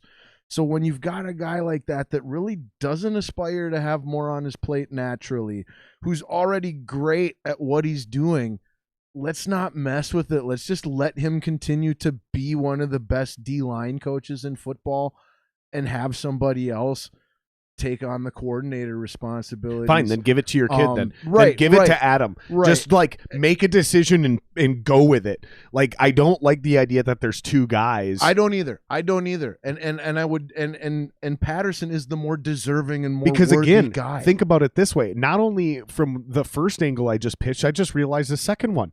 Both of those guys, neither one of them are spending 100% time on their own position. Exactly, and that's what I'm saying. And you're also missing a position coach because one of those guys should be the DC, and then there should be another coach on the roster to be the position coach. And I felt like some of what we saw. I didn't even realize that until just fucking now. I felt like some of what we saw throughout the year with our defensive line was a direct result of Andre Patterson not being as involved with them as the positions coach as he had been previously throughout his tenure with the Vikings. And I just, like I said, the guy's phenomenal at this thing. So why make him do something else? Why not just get somebody else to do that something else and let him keep being phenomenal at the thing he's phenomenal at? Unless he wants to someday, but that's a question you need to ask. And that's but I'm sorry, if both your kid and Andre say, yes, I want the job, then you give it to Andre. Yes. Because that's other decision of giving it to Adam is nepotism. Yes. And the first decision is clearly this guy deserves it. Credentials. Yep. Like, look at what he's done. Qualifications. Give him control. Absolutely. And then this year, you have a situation like, and this is what really pisses me off. This move pisses me off. Sweet. Can't wait. Let me ask you this. Okay. What position group do you think improved the most on defense this season? And I'm kind of setting you up here because there is, in my opinion, one answer. Well, I can come up with two that I think an argument could be made for. But that said, I think it's the cornerbacks. I agree. It's secondary. Secondary. That's what I was going to say. Good. Okay, cool. Because I wanted to move on from this quickly and just get to my point. I don't want to disrespect the linebackers from this past year squad too much. No. So that's just why we're like, I started flirting with, well, based on expectations going into the year, my point. I could see where you could go linebackers. Let me get to this. I think it's cornerbacks. Let me get to this. Let me just make my point so we can move on to the next thing. What if neither Andre or Adam wanted the job and they were both forced to split it? But this season, you just seen this secondary coach do amazing things with basically a group of rookies. And an overpaid Anthony Harris. Even though it's a franchise deal, I get it. There's not a negotiation. I understand. Don't blow me up about this. Doesn't matter. He still wasn't worth $12 fucking million or whatever the hell it was. Agreed. It's like 8, like 7, 8 tops. Tops, 7 or 8 tops. Long story short, if neither of them still want it, then you give it to that guy, right? He would definitely be the first in line. But guess what just happened today? He'd be the first in line. What's that? LSU hired him as their defensive coordinator. Oh, no way. Oh, I think I did see that actually now that you say that. That's the position I'm talking about. Yes. That's defensive coordinator. I did see that because I instantly... He took it with the college team instead of staying with the same pro team. So if you have two guys that don't want it, how did you let somebody else steal? That guy should have gotten it. Promote from within.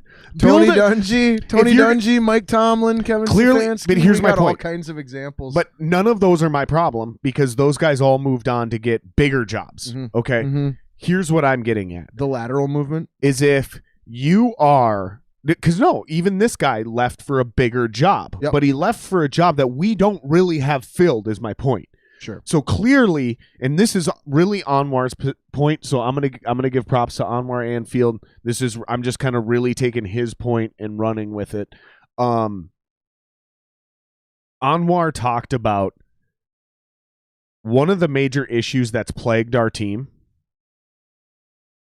and I have an example that will prove him correct. One of the major issues that's plagued our team is success. Seriously, it's become a serious problem. Every time we have a decent season or do anything impressive, somebody comes and plucks one of our coaches from us. Now, that doesn't mean... sustainability. Now, that doesn't mean that guy, we should have kept him. He should have been our head coach, and we should have fired Mike Zimmer.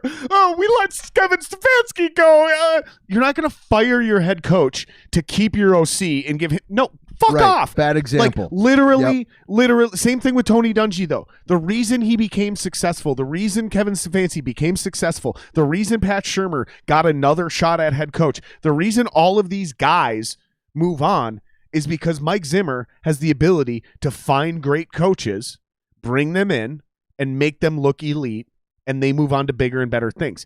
That's not my fucking problem. What my fucking problem is you don't have a system built to promote from within. Yes, So to me, when Gary Kubiak retires, you have a clear heir apparent in Clint Kubiak. Promote him, get a new quarterbacks coach. Okay, you lost your fucking DBs coach. That shouldn't have happened because if Adam or fucking Andre don't want the DC spot, then you should have given it to this dude. Okay, but you lost him to a college team. So even though it's a step up in position and authority, it's a step down in league. So it's a lateral position overall. It's a +1, -1. So it's a zero-sum game, right? And that's why I said the word lateral. Exactly. And I'm not trying to cut you off. Nope. I just wanted to fucking right because I'm worked up about this. I'm worked up about this. So you need to fucking hire a defensive coordinator, and then you need to replace that position coach. Your defensive coordinator should not come from the outside. It should come from within. Agreed. And you need to start building a culture of like, no, you want to come here because when you come here like a Pat Shurmur or you work your way up like a Kevin Stefanski or an Adam Zimmer or an Andre Patterson, you're going to get a chance at becoming to climb the ladder, a head coach somewhere else. Yep. You don't want to leave here as quarterback coach for OC somewhere else. You want to wait till our OC becomes a head coach and you take his job. Which is where I was going to say, like, if you do want to bring Kevin Stefanski into this conversation, that to me would be where you'd bring him in, was when he didn't get hired, promoted from within. Filippo. When he didn't get promoted from within, from quarterbacks coach to offensive coordinator after Shermer left, and instead we brought a guy from outside in Filippo. We fired him before the end of the season was done, and Stefanski ended up being his replacement that year and the next year. That's the example you'd use Stefanski. Now somebody would say, well, if you would have promoted Stefanski, we would have just lost him at the end of that year and not the next year. Okay, fine. So then that happens. It doesn't matter because really they're kind of right though, because like he only had 3 or 4 games to actually be the real OC. Further in the process. Who cares? You know, my point. You took a step back in the process. You still have a system though, but then when Stefanski leaves, you already have a quarterbacks coach in the wings to be your next OC. Yes, that's all I'm saying. Yes. So I do not disagree. I couldn't support more the whole promote from within concept and philosophy. And build that system. The only thing I would interject is that it does require that you have worthy candidates within already. You know, like you can't just promote from within just to promote from within when the guy you're promoting really doesn't have what it takes to do the next job. Here's why I would say, but that's not the case with the Vikings. But here's why I would say that's still the better move is that, okay, you bring in a guy from the outside like DiFilippo and you're willing to fire him 3/4 of the way through the season because he's not doing his job. There's nothing that says you can't do that with the guy you promoted from within. Agreed. There's nothing that stops you from doing that. But is what you've done is you've built a culture and a system that says if you come here and you pay your fucking dues, you're going to earn a promotion. You're going to get a shot. It's not a fucking guaranteed ticket. It's not a meal ticket, man. Yep. But is what it is it's a guaranteed shot. You will get an opportunity at this job. Yes. And when you get that job, if you succeed, you're not going to replace Mike Zimmer unless you're Josh McDaniels. And that's what I was getting at with Anwar's example. And I completely agree with that because that's a model of sustainability. And what you have referenced is a lack of the one issue with the Zimmer administration has been sustainability. Why can't you make the playoffs 2 years in a row? Yeah, there's just so much turnover. That's the issue. It's not that you can't put together a Super Bowl contending team every other year. It's that you can't. Why can't you make the playoffs? Well, and I can tell you why. And this is why I can tell you exactly why. And I can also tell you this is quite literally why the Vikings haven't fired him yet. And they probably won't and probably shouldn't. And this is why I refuse to abandon Spielman and Zimmer. Is because I believe what we are seeing, and I've mentioned this many times before on previous podcasts, but I'll say it again because I'm not going to make everyone go back and look at every single thing. But if they want to break down the Vikings and the predictions and shit, go back and watch those. We're not rehashing everything. Like I said, hidden gems. It ain't going to hurt you. We are watching Mike Zimmer build what Bill Parcells built in New England when they made their first Super Bowl run in 1995 or 96. I get the actual date. I get the date of the Super Bowl because that's always the next calendar year versus the season confused. Correct. I always get that fucked up. So don't kill me on the 95 or 96 thing. But you're correct. They lost to Brett Favre. And my point is a rookie defensive end was on that team named Willie McGinnis. He got a sack in that Super Bowl against Brett Favre. And it took half a dozen years, basically, before not only Bill Parcells left, but they gave the job to Pete Carroll. And he was there for 3 seasons. And then he left. And then Bill Belichick came back. Yep. But the same system was in place. And that was the point. That was quite literally why this is why Pete Carroll didn't work in New England, is because Bill Parcells built something. Pete Carroll, even though he was of that system, wanted to change things and was like, no, we have something we know is going to work eventually. Yes. Okay. Even though they had lost the Super Bowl, they had seen the process work. Yes. So 3 seasons later, they get rid of Carroll. Carroll goes into a deep depression, reevaluates everything about his life, and completely redoes everything about how he's going to be a coach, and then goes and wins 3 in a row at USC, and then fucking takes that system, which is based on Bill Parcells' system, then goes back to New England, Seattle in the NFL, and now they're a perennial playoff team. Yep. Point being, it wasn't until Bill Belichick got there to continue that system and continue building on that, and then they found a franchise quarterback, and then they won 3 Super Bowls in 4 years with Charlie Weiss and Romeo Cannell. Now, the reason that matters is because as soon as those guys left, and every year they were in the playoffs, every year they fucking lost their offensive coordinator, and they never even made it to a Super Bowl without Josh McDaniels. Post Charlie Weiss, they never even, those 2 Super Bowls are Josh McDaniels. They never even made it there, let alone won one, until Josh McDaniels came back. And we've talked about the gap in Super Bowl wins. 10 years in his prime. Yep. He made it to 2, but lost both of them. But Tom Brady, even on an undefeated season in his prime, never won a Super Bowl without Josh McDaniels. That's crazy. So Bill Belichick even had to bring back a certain guy to keep the right system and things in place in order to put all the arrows pointing in one direction. See, and to me, that goes to, okay, and it's so bad. Oh, by the way, it's so bad for him. His special team coaches get hired as fucking head coaches. Joe Judge. Yep. Well, for me, it screams that we recognize a winning model when we see one. That in itself is hard for a lot of organizations to do, is to understand what a sustainable or stable winning model actually looks like and is comprised of. You know, but then also, and this is crazy to say, considering who we're talking about, but a level of humbleness, of humility to recognize that if we don't have this one ingredient, we're not everything we need to be. We can still be really good without this one ingredient, but we can't be the best without this one ingredient. You know, and in this example that we've been talking about, it's an offensive coordinator. It's Josh McDaniels. You know, we're just making that recognition. At some point in time, they had to sit back and go. In this spot, they had to sit back and go. Is that what's different? This season, you know, this season, it was the defensive coordinator, I believe. Okay. I really believe that because, like, if you think about it, I remember trying to explain to you guys, and now that the season's over and emotions are gone, I want everybody to go back and watch those first 2 or 3 football games. And we were in tough schedule now. We were in hindsight. We were in those games.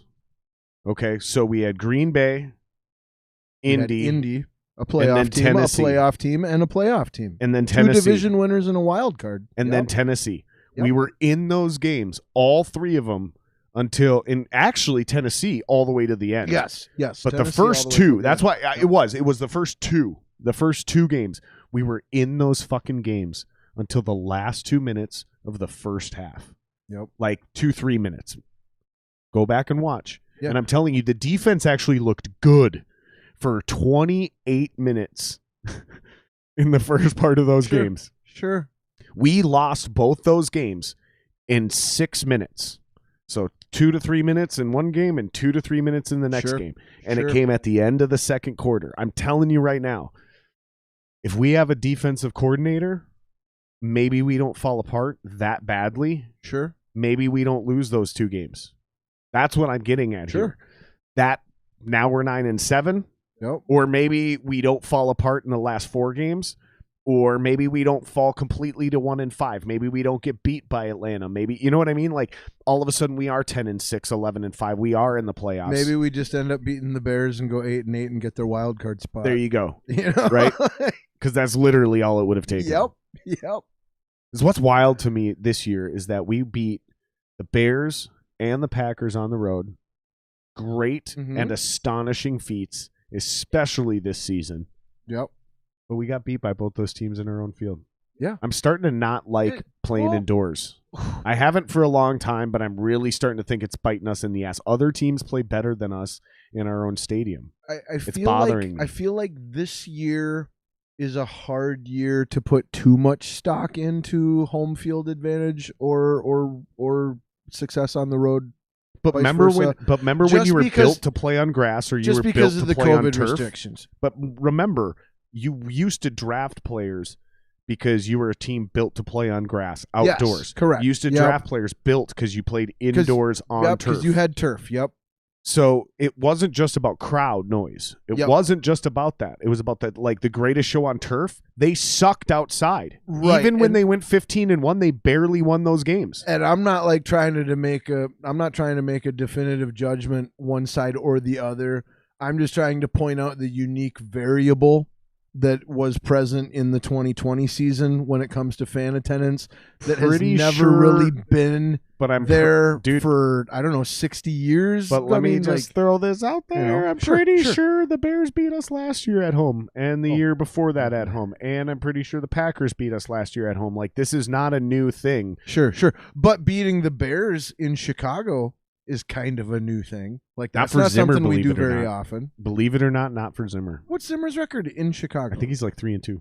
Really? Something like that, or 4-3, or 3-4. That's fascinating. Like, he's won more than once. We beat him with Case Keenum down there. I have this false perception then of and it's probably just because the overall record, goes farther back.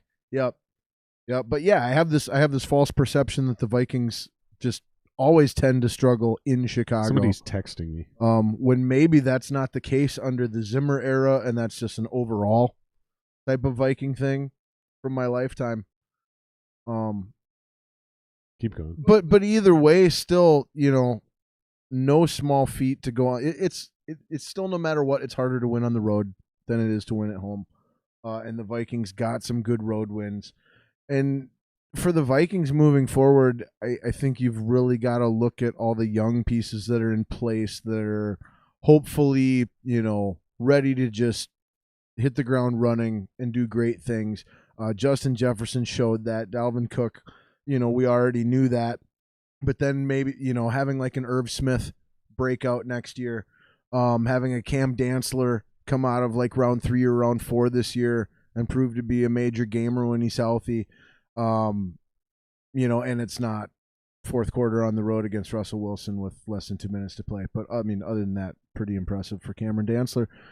But so, I mean, like, there's so many young, talented pieces in place that should be at a point in their careers where they can really fill bigger roles consistently week in and week out. That I think the Vikings have a lot of potential and a lot of realistic cause for hope. But that also being said, I think it's all very dependent on Danielle Hunter being able to come back healthy and happily under contract. I think it's dependent on Michael Pierce being able to come in at the 3 technique on defense and be, play at the Linval Joseph level that we grew accustomed to. And then I think it's important that the Vikings do something to improve their offensive line through free agency and or the draft. Otherwise, we can expect to see more of the same. You might win 11, 12 games, but you ain't going to the Super Bowl. Or you might miss the playoffs. But it's going to be somewhere in there, but not over that final hump. No, fuck that. No. And two of those three things should be pretty safe bets. Enough's enough.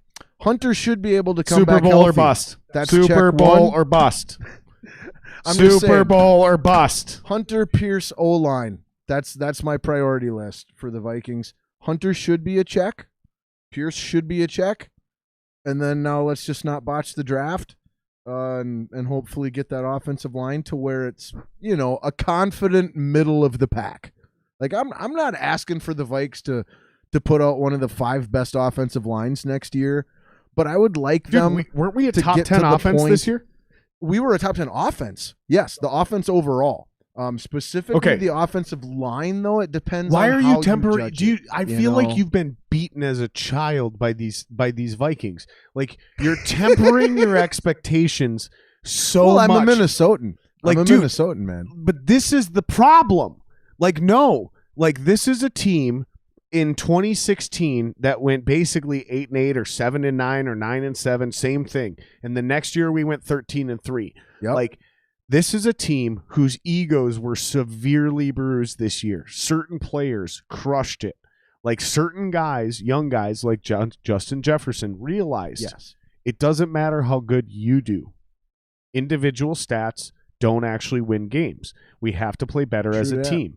There was a lot of young players, a lot of new things on this team. If they get the right shit in place quickly, this should be a Super Bowl team.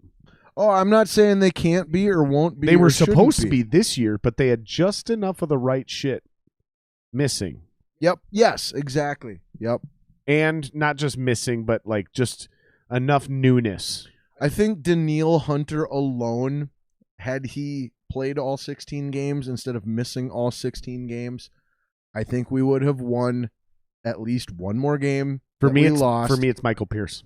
And I can't disagree with that at all. I think either one of those guys is probably interchangeable in this argument. Yeah, and the only reason I say Michael Pierce is just because I understand the three technique. I don't even understand.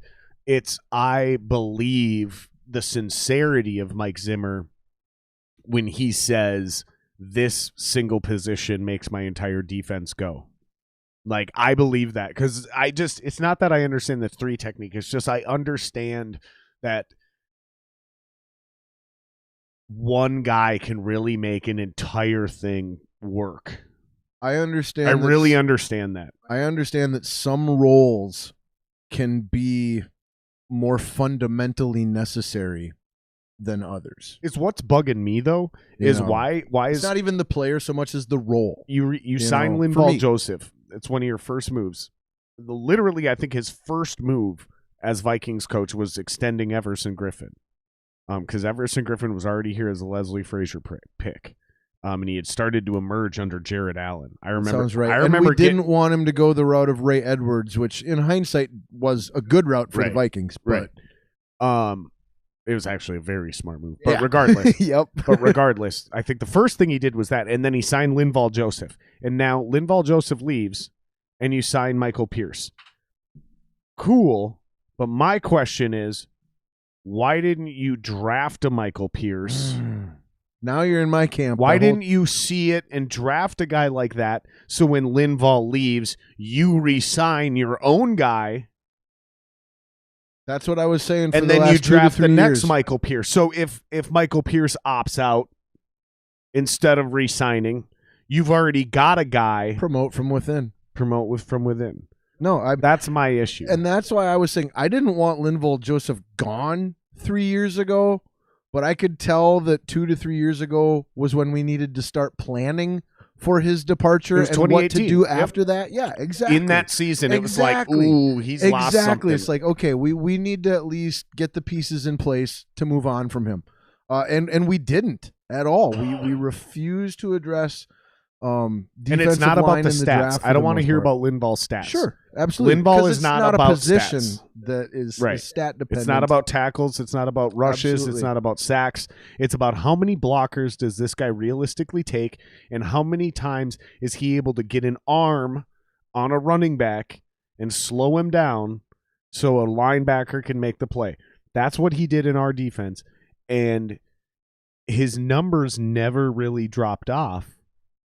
But there was a significant ability all of a sudden, starting in 2018, for guys to just be able to run right by him. I felt and like he couldn't disengage from blocks anymore. Exactly. I felt like the amount of block, he didn't require a double team anymore. And a good, competent lineman could handle him single team. Right. And more than anything, I think his biggest value when he was a big-time producer for the team was his ability to eat up blocks. He demanded 2 guys. If you put one on him, that play was blown up. Okay, you're going to have to reroute the entire play. All right? So that to me was like, it's one of those subtle things, like you say, where it doesn't show up on the stat sheet under his name. but it might show up on the stat sheet under the linebacker's name in total tackles, or in team total tackles for loss, or other areas. But it doesn't directly get linked statistically to his name. So it's easy to overlook or miss or not even be aware of if you're a casual fan. But like I said, that role and how the 3 technique in a Zimmer defense really opens up the opportunity to make plays for Kendricks and Barr and Hitman. Mm-hmm. They're the play finishers. They finish the play, but they need someone in that 3 technique and occasionally someone from a defensive end spot to disrupt things. Yeah, and you've seen coaches in the past like Belichick and other guys, and where, okay, I don't have that guy in that 3 technique. Well, technically, actually, no. Linval doesn't play the 3; he plays the 1. And those might. But regardless, we're getting a little inside football here. But regardless, fine. Then here's what I want you to do. You've got a bunch of undersized D linemen. Mm-hmm. Jalen Holmes. Here's what I want you to do. Simple. Switch to 5 down linemen. Switch to 5 down linemen. You have 5 undersized pass rushers, but you have 5 of them. Yeah. That means there are no double teams. It's 5 on. It's 1-on-1 all the way across the line, and you're still running 2 linebackers. So you're still in your nickel set, and you still have your fucking same fucking second. You see what I'm saying? So you just get a linebacker out of there, and instead of trying to run 4 down linemen with a linebacker possibly blitzing or dropping, just run 5 down linemen. So you just do that and drop a lineman. All you're doing is you're in a nickel formation, which has 2 linebackers typically, 4 linemen typically, and then 3 cornerbacks with your 2 safeties. You're taking that nickel slot corner, and you're just making him a pass rusher, a defensive lineman. Correct. That's really all you're doing, is you're just taking that one piece from a nickel and relocating it and then repersonnelling it. Correct. And then how you supplement that is actually still pretty simple on the back end, right? So you offset your linebackers. So you run to the strong side and you either replace the second linebacker with another DB. So now you're back to 5 DBs like a typical nickel package. Sure. Right? So you have basically 5 down linemen. You have 1 middle linebacker in the middle of the field. And then you literally just shade another DB to the strong side, whichever side that flips to. Okay, and I know a lot of people are going to go, oh, but you're going to try to put a DB on a fucking tight end. You have to. Why not? And the point is what you're going to do with 5 down linemen is, even if they put another guy on the line of scrimmage, so now they have 6 fucking dudes down there with their hand in the dirt, you're going to try to chip that tight end. So you're going to try to set off his timing, because with 5 guys rushing every single play, and you start chipping the tight end and you start chipping the fucking running backs coming out of the backfield, you're going to disrupt not only timing routes, but you're also going to disrupt checkdowns and where they're supposed to be and muscle memory and all that kind of shit. And you still have 5 guys coming to the quarterback. So now you don't have as many gaps when fucking the O-line spreads and a quarterback can just step up and escape, because there's always another lineman rushing, because you don't have double teams. Where I'm really loving the idea too is this isn't even revolutionary. This is regularly done in the NFL. But you don't need to send all 5 guys. That's what I just said. And when you don't send all 5, that's the point. And then you makes it so much harder. Exactly. And you randomly drop one of those linemen. It's so much harder to pre-snap, read the coverage, and know what the defense is doing. And if you go, oh, well, Jared, that's too fucking, you don't have linemen that are that, fine, then what you do? Draft and you sign But even if you don't, then you take one of those weird-ass linebackers, right, that's not standing on the field, who's got a little bit of pass rush skill, but he's really and you put him as one of those down linemen. Yep. Anthony Barr. All he is, well, he got injured, but all he is a down lineman, or I'm sorry, a linebacker with his hand in the dirt. And whether it's him, and now you have smaller, more athletic D linemen, so either one of them can pull out even the guy in the middle, and you can run a stunt coming from the D end across to that. There's so many things you can do. And the Vikings have done this in the past. Many teams have done this in the past. It's not like I'm saying they're idiots for not having done this, but I'm wondering why they didn't do it more. Well, my only guess on that would be that the What's up, potential. JP? Thanks for jumping in, buddy. The potential counter schematically to something like that might be a 3 or 4 wide receiver set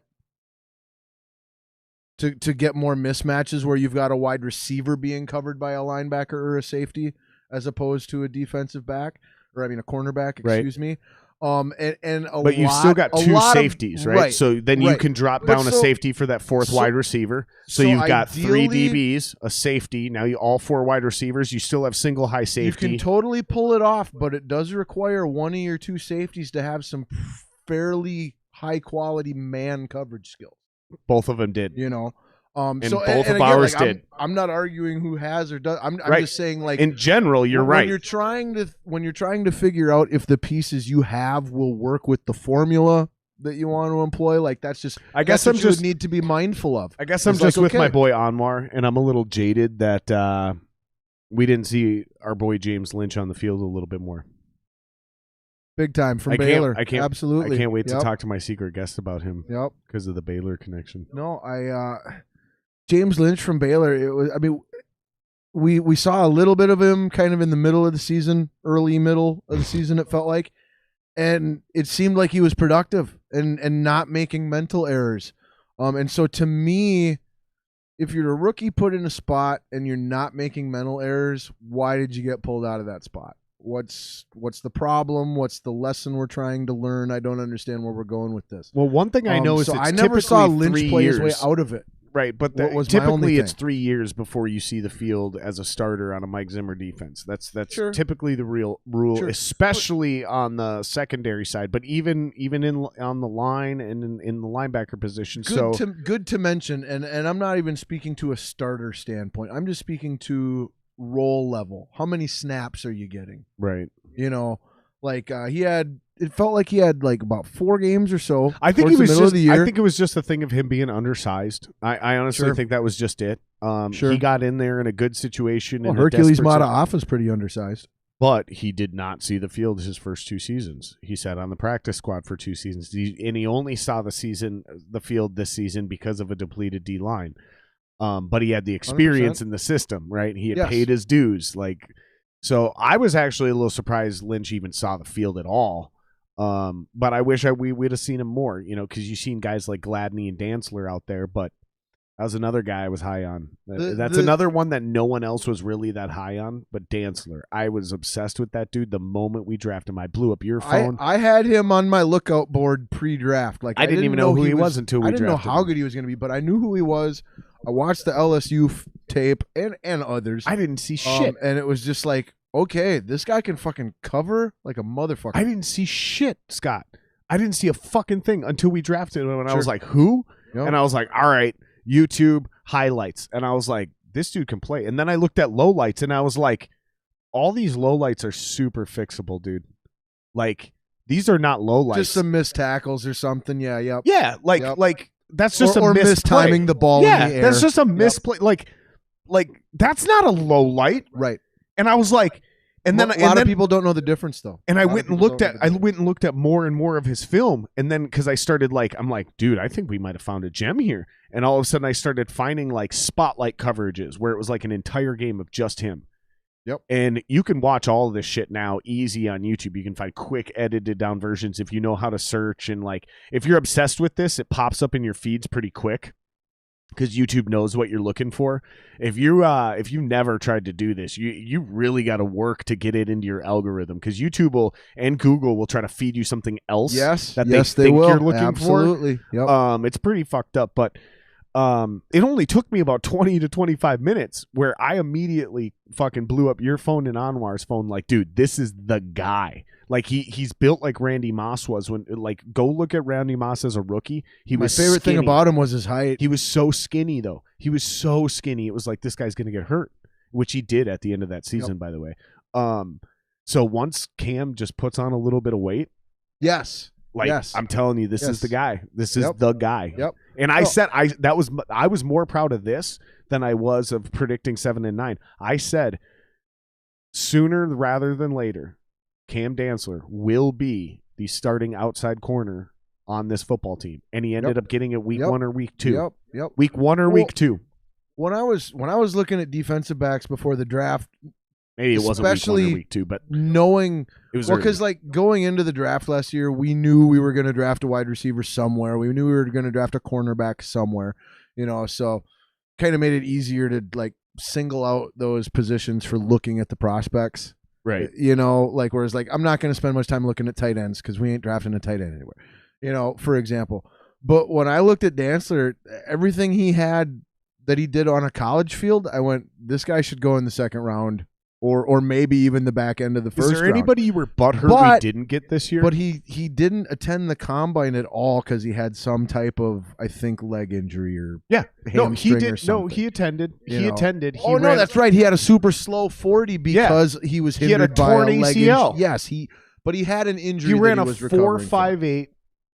He ran a 4.58 with a torn ACL, and then he had it surgically repaired. And like 4 weeks later, he ran like a 4.34 or something. Yes, at his pro day or whatever. Yeah. Exactly. Yep. And so I felt like before the pro day, I felt like as long as this guy checks the boxes from your team's doctors with whatever slowed him up at the combine, as long as your team doctors check that off the box, this guy should be gone by the end of round 2. I don't remember. Sure. I don't remember if it was you or so I don't know if too many GMs were just a little leery on some health concerns or what, but otherwise I have no explanation for him falling as far in the draft. Well, it was either you or Anwar, and I've noticed both of you change your tune in retrospect. You guys don't have as good of memory of conversations as I do, and that's why I want to do the podcast because then it's on record. But I remember one of you two specifically telling me, I was like, "This is the guy," and I think it was you, but it might have been Anwar.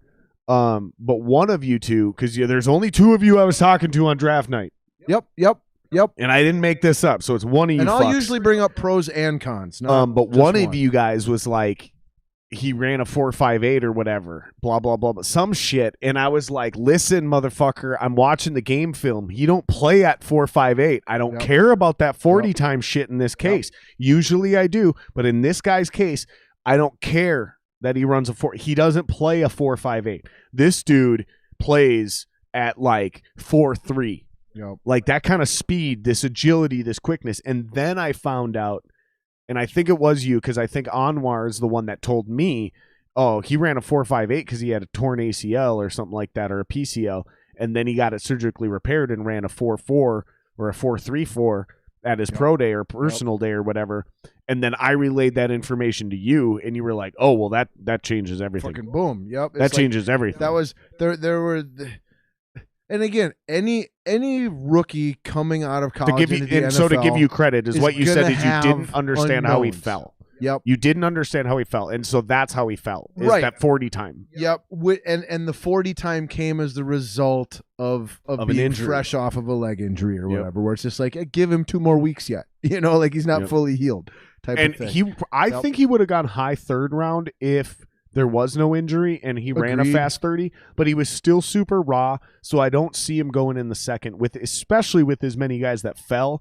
Like I was watching Tom Grossi's Pat Cast on the live reaction for the draft, and he was hoping for Denzel Mims at 30 in the first round. Right. And I've been watching his shit. He actually seems to really know his shit. I've been watching a lot of his content.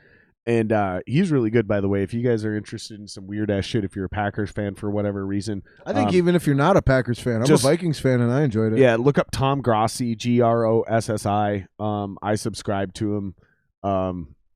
He's fucking great. That channel's awesome. He's really good.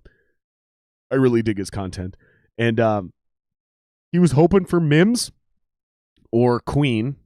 Sure. Yep. But Queen didn't drop. And then Patrick Queen, linebacker, went to Baltimore Ravens. Exactly. And when they traded up, LSU. And when they traded up, he said, "I swear to God, I hope it's either Queen or Mims. Please not Jordan Love." And then it was Jordan Love. So I'm not only blown away by not how many players fell in this draft, but how he specifically thought and said it out loud, not Jordan Love. Right. And they joked about it when we came on the clock. He joked about it. He's like, well, I hope they draft Jordan Love because even if he is going to be good, they're going to ruin him. And then we drafted Justin Jefferson. He was pretty butthurt about that. Sure. Yeah. And then when it got to them and they drafted Jordan Love, oh my God. There's a clip of it online. You guys should go see it. I'm not going to play it on my own podcast, but it's pretty good, dude. It's like a 3.5 minute reaction of them drafting Jordan Love, and watch it until the very end. That's all I'm going to say, because it's worth it. It's worth it. Oh, and well, I mean, in my opinion, I'm on the Aaron Rodgers side of the Packers front office messed that up. You had a team that was coming off of an NFC championship game. So, and you brought back almost everybody with the exception of like a starting middle linebacker and maybe one other guy here or there that wasn't a key cog in any way. So you're still completely in win now. We're a championship team. We just got to get over that hump. And then you've got this phenomenally deep, super talented draft class, one of the best overall of the past 20 years, probably, when it's all said and done. Granted, we got to give it a few years yet. But then to take both your first-round pick and your second-round pick and spend them on guys who, without injury, will not be higher than third string on your depth chart, barring injuries, there's no chance of them climbing this higher than third string. Like, I would be upset if I was Aaron Rodgers, if I was Aaron Jones, if I was Frank Clark, if I'm Jair Alexander, if I'm anybody on that team that's good. I'm upset with how they drafted at the top of the draft last year. You could have just give us an extra D lineman and an extra wide receiver. We're probably beating those Bucs. What are the chances? At least in their eyes. What are the chances Aaron Rodgers plays for the Vikings before he ends his career? I'd say extremely low, but I mean, you can't say zero. I gotta say it's a coin flip, bro. Coin flip, bro. God. See, to me, if I were Rodgers and I wanted to leave the Packers to burn them, a la Favre Vikings 09, with the 1 year stint in the Jets. Okay, hold on. Hold on. Let me jump in. Yep. How do you not feel burned if you're Aaron Rodgers right now? Oh, I do. I do feel burned. That's what I'm saying. I feel burned. So just to recap, they fucked you by drafting a quarterback in the first round. Yep. So they literally went like this. In the first round, they went, hey, Aaron, we're going to put it to your face. Hey, Aaron Rodgers, hey, I'm your new GM, and I know you guys went to the NFC Championship game last year. Do you remember how we fucking did Favre dirty and made that whole thing awkward? Here, hold on. Do you see me on FaceTime? Do you see me on FaceTime, Aaron? Here's my big middle fucking finger, because guess what? We're drafting Jordan Love. Yep. And then they didn't draft him any wide receivers. They drafted like you just said, recap, whole thing, right? Second round, they took A.J. Dillon, who is the backup to Jamal Williams. And then guess what? Who was their backup to their starting running back, by the way? Aaron Jones. Jamal Williams is the backup to the starting running back, Aaron Jones. Right. Yep. So they drafted A.J. Dillon is third. So they drafted a third string running back with their second pick. Yep. Now, guess what? It gets better, because you have arguably one of the best fourth quarter clutch QBs in history. It's 4th and goal from like the 8 or the 6 or some shit, and you don't let him throw the football, and you take a field goal because you hope, let me get this straight, because you hope you're going to get a stop and get the ball back to go score another touchdown, because you're still down by 5, so you're not scoring a field goal to win. Wait a minute. Hold the fucking phone here. Here's what I do. Here's what I fucking do. Aaron, go win the game. Go score me a touchdown, because guess what? Even if we miss the 2-point conversion and we don't score, okay? So you score a touchdown, we don't get the 2, so we don't tie the game. Sorry, I said we don't score. We don't tie the game. We can hope to get a stop, drive down the field, and kick a field goal to win the game. Or, if you score the fucking 2-point conversion, we can hope to get a stop, drive down the field, and hope to get a field goal to win the game. If you miss this, and at which point, worst case scenario is overtime, not a loss. Correct, because you've tied now. If you miss this and we don't score and we're still down by 8, they have the ball on their own 6. We can get a stop and get you the ball back on our 40, and you can make a drive to come back and tie the game, where we arrive back to worst case scenario. If you get the 2 points, we still end up in overtime. Absolutely. I don't understand. That's worse than any Mike Zimmer coaching decision for points that I've ever seen. I can't disagree with that. Because it's also on the playoffs. Like in the playoffs, the risk-reward value, and then, so we're talking like sabermetric shit right now. Yes. Now let's add in the human value. 28-3. His name's Tom Brady. You're going to give him the ball back with 2 minutes and a lead? With the lead. Yep. And a lead? You should be fired. Yep. You got a little dick. Matt LaFleur's dick. Little dick. Matt Little Dick LaFleur should be fired. I can't disagree with that. If I was the Packers and I was going to do that, if I was the Packers and I pulled the trigger on that, I would promote from within the Jared Singer way. I'd take Doug Patine, the defensive coordinator. Pettin? You're the new guy. Pattin. Pettin. Mike Pettin? P-E-T-I-N-E. However you say it. I think it's Doug or Don. But Mike Pettin is the defensive coordinator. Green Bay's defensive coordinator is Mike Pettin. Okay. Yeah, the bald fuck. He used to be defensive coordinator under Rex Ryan in New York. Pettin. That is who I would promote from within if I were the Packers and wanted to make that move. Their fans want him fired. I like their fans want him fired. I don't get that. Yeah, no, their fans are like, fire Pettin, fire Pettin. We should have fired him last year. Fire Pettin, fire Pettin. I felt last year he was a candidate for defensive coordinator of the year last year. This year, not quite as good by any means. Let's wrap this up with Carl Gerbschmidt. We got at least 40 minutes left. Let's Carl Gerbschmidt on his walk home from Green Bay. Let's wrap this up talking shit about Packer fans. We've been going 2 hours, 2:20. Thank you, everybody, for watching and tuning in. Make sure you like and subscribe. I appreciate it. It helps the channel a ton. We do at least 2 of these a week. Side action. You don't have any side action. I don't know. I think he's talking about you. Me? I think he's talking about you. Oh, I don't know. What do you? I don't think you have any side action. You're a loyal husband. Yeah, I'm straightforward. JP, you dirty fuck. I don't know if that's actually what he's talking about. But he did say fuck sports. No idea. And then he said that player. So I assume the way he phrased that is he's talking about you. No idea. He was talking about football. That's JP. He was just on the podcast. He's a sweet dude. Cool. Whatever he meant, it's funny. Like if we don't think it's funny, then we didn't. Then we just didn't. Then we're not getting it. Understood. I wish more people understood that about me. Like, if you think this is disgusting and offensive, like, fuck that guy, then you're not getting it. Like, this is funny. Like, that, whatever that is funny. If he was here and he said it, and we caught it in time and in context, we would laugh.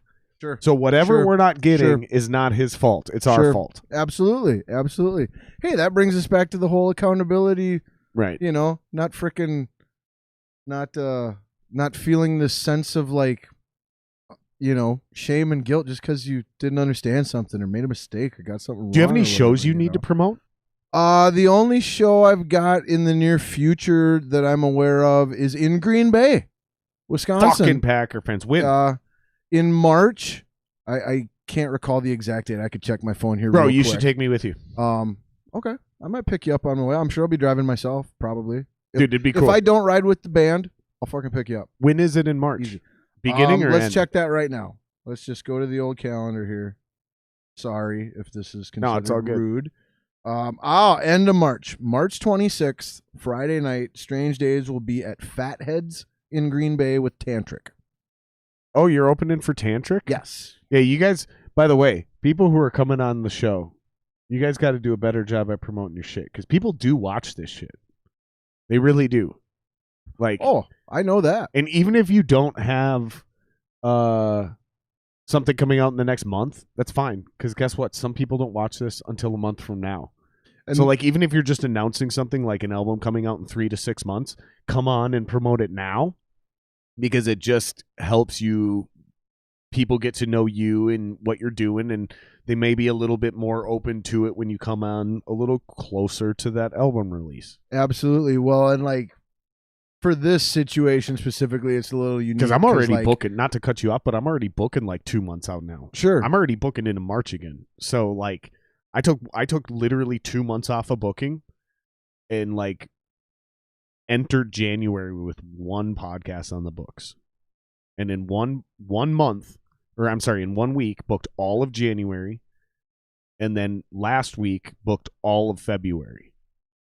So I'm already moving into March now. Perfect.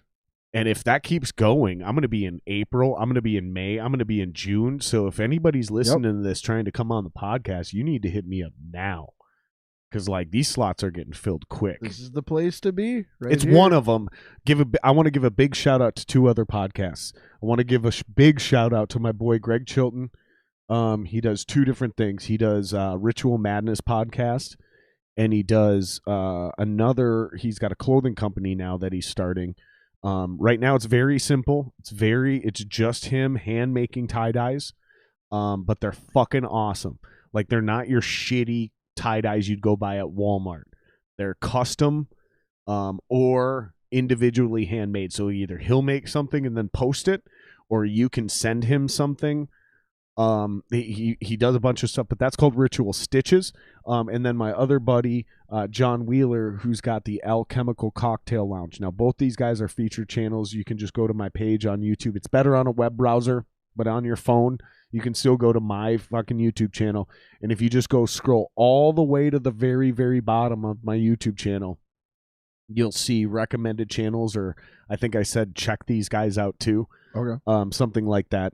And those are 2 other podcasts that I think are also really cool that are part of our Minneapolis deal. A huge part of inspiration for doing this podcast was actually Greg Chilton, specifically him and his podcast. But also his podcast was so close to Rogan's, which I also took huge inspiration from, that this podcast is not, it's obviously closer to Rogan's than it is to Chilton's, but it's still heavily inspired, at least by my motivation to do it. Sure. Because I was like, we need more of these style podcasts. Mm-hmm. Mm-hmm. Well, that's but if you're into this podcast, especially if you're into music, like, because I'm going to slowly talk to less and less musicians and more athletes and more quote unquote celebrities, I guess you could say. Like, I got plans, man, and we got people on the books, man. Like, I'm fucking pumped, dude. I'm excited and happy for you. So inevitably, Greg's going to end up being, again, just like he was 2, 3, 4 years ago, the music guy. Sure. So like, you can come on here and promote your shows, but like, people go to his podcast to listen to musicians. Eventually, we're gonna have a way more. But I'm not trying to discourage you from coming on. No, I'm just saying, get on now, because like, this shit's gonna get fucking wild here in the next 6 months to a year. Seriously, the second year of this podcast, we've been running since July 25th. So what are we on now? July, August, September, October, November, December, January. We're almost on January 5th. So this is almost exact. What is it? The 23rd today? No, it's the 26th today. So we had our 6-month birthday yesterday. So half a year. Happy half birthday, man. This next 6 months to a year, though, is going to be crazy. And I'm not talking about sub counts. I don't fucking know when that's going to come. I'm talking about the excitement of what we're doing and the people that we're networking with and the people we're going to have on. I'm so fucking pumped, dude. We got so much good shit coming, dude. Everything's coming full circle. And that's why I asked you, not just with the Vikings, but where do you see 2021 going? Like with your band, with the coronavirus, because like, you know, the vaccine's rolling out, but there's new strains rolling out. Like, are we going to get out of this? Because part of me, it's a great, specifically vague question. Part of me has like a super bubbly, excited feeling for 21, because I think we're coming out of the tunnel. Because I think we're coming out of this. But then there's all this other shit coming out where I'm like, oh man, this is gonna get way worse. Like, so I have the skeptic side. I have equal excitement though as I do fear. Whereas in 2020, I completely knew. Like, literally, there was something that happened in 2020, almost like vision, like 2020 vision. Mm-hmm. Like, I could see everything that was going to happen in 2020, and nothing surprised me. Sure. So far, 2021 is just an overflow of predictions from 2020. Sure. I really have no idea what 2021 is in store for us. I think that whenever we come out of, this whole state of life thing that we've been in since March or whatever of 2020, at least here in America, that there's very much a fork in the road, crossroads. I mean, things are going to go one direction or the other, and I think it's much more likely, just from an odds standpoint, when things are down, that when they make a turn, they turn for the better, because that's the most obvious direction for it to go. There ain't a whole lot of room down to go unless you work to go down, So I think that whenever we come out of it, there's going to be a lot of just positivity in general in society, people's vibes, and just there's going to be more bounce in people's step. There's going to be more smiles on people's faces. All that positivity snowballing, in my opinion, is likely to lead to positive things, at least in the next phase of everything. So I hope that applies to me. I hope that applies to you. I hope that applies to everybody. But I mean, I don't have any idea or speculation on when that's going to be. I just know that we all really think we all want the sooner the better. I think if I had to make a guess on it, I think that sometime by or during the upcoming summer of 2021, that there will be some. What do you think? There will be way more normality in everybody's lives than we've had for the past year and a half. By summer, by the beginning or by the end of summer. God, I fucking hope you're right, dude. And granted, some of that might be wishful thinking. Like, I'm not a complete expert on this. This is all dude. I'm not speculation. trying to paint you into a corner either, brother. No, and I know you're not. But just like, for anybody watching or listening, like, this is all just personal speculation. My guess is as good as anybody else's. And you are an optimist. I'm a skeptic. I am neither an optimist nor a pessimist. From my point of view, you seem like an optimist. You always try to point out that's cool, the hopeful and the love. You try to do all that kind of shit. Like, you really take that route more than anything else. I'm a contrarian. I'm a contrarian, and often when we talk, you're willing to call out the negative side of something because you have no fear with that, same as I do. Like, I don't mind going, well, these are the question marks, or these are the whatevers. You're the same way. Interesting. And me, I'm the type of person that, like, no matter what conversation I'm in, I like to provide whatever I feel is like unrepresented, like fill the holes. Like, I want you to present everything, and then I just want to fill the holes of, like, okay, but did this I do that a lot too, or that or whatever. And so I think that's why, like, you probably get a ton of positive optimism out of me. Because I'm the one shitting on it's because you're willing to go to the negative instead of forcing me. Usually, thanks I'm for the one in that me role. into the corner of being the dick. No. You should run for office with the way you just spun that one, bud. No, to me, that's no. I respect that. I admire that. I appreciate that in a person, because more often than not, I'm the one that has to fill that role in the conversation, and I do so because I believe that's an important role to fill in the conversation, not just to have yes men conversations. What do we learn? How do we go forward from any of that crap? So I don't know. I'm always in flux, man. I'm always somewhere in the middle. I'll be in the positive, I'll be in the negative. I'm not committed to one or the other. Right on. No, I know exactly what you mean. But I love. I'd never thought about that at all until just now, man. So I love I love the retrospective inspiration, man. Right. If those are the right words. Yeah, no, it's great, dude. I dig it. No, it's awesome.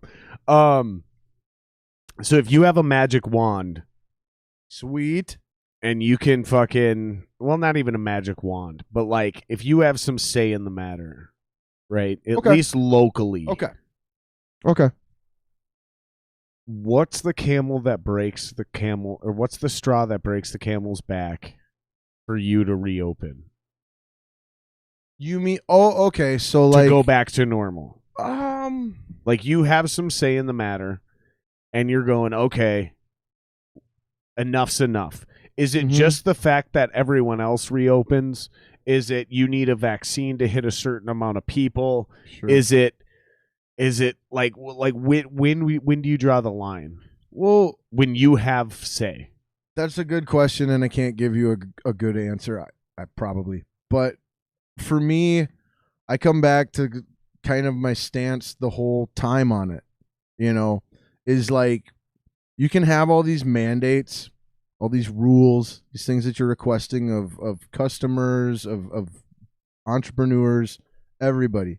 Okay, but if there's no negative reinforcement to any of the violations, as well as there's no positive reinforcement to any of the abidance, it's not going to do any bit of good whatsoever.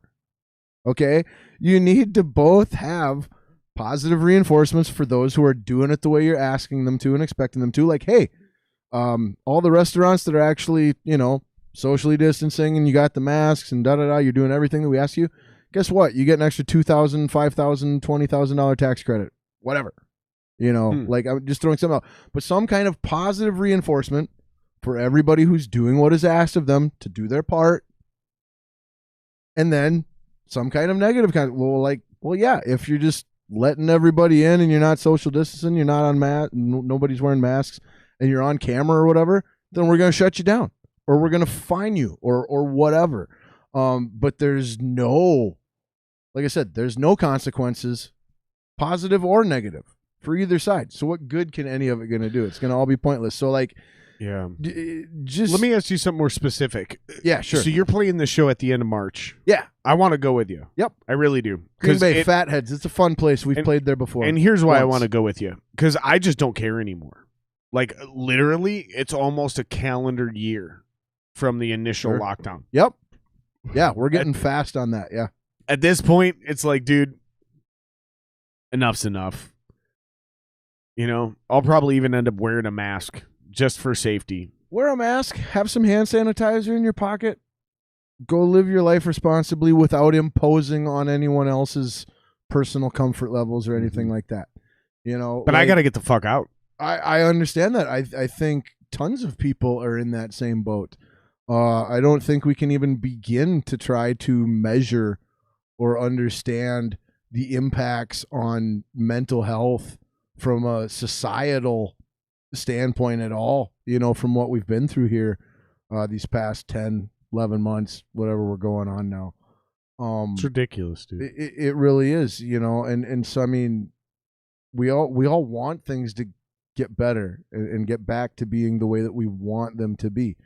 But if it is true that there are certain things we need to do to get to that point, then we got to get serious about it. If that's not true, then let's quit kidding ourselves and find out what is true. So what do you want to see at that show? Do you want to see everybody in masks? It doesn't bother me at all if anyone's wearing a mask. Are you going to sing in a mask? I won't sing in a mask. Absolutely not. I will not sing in a mask.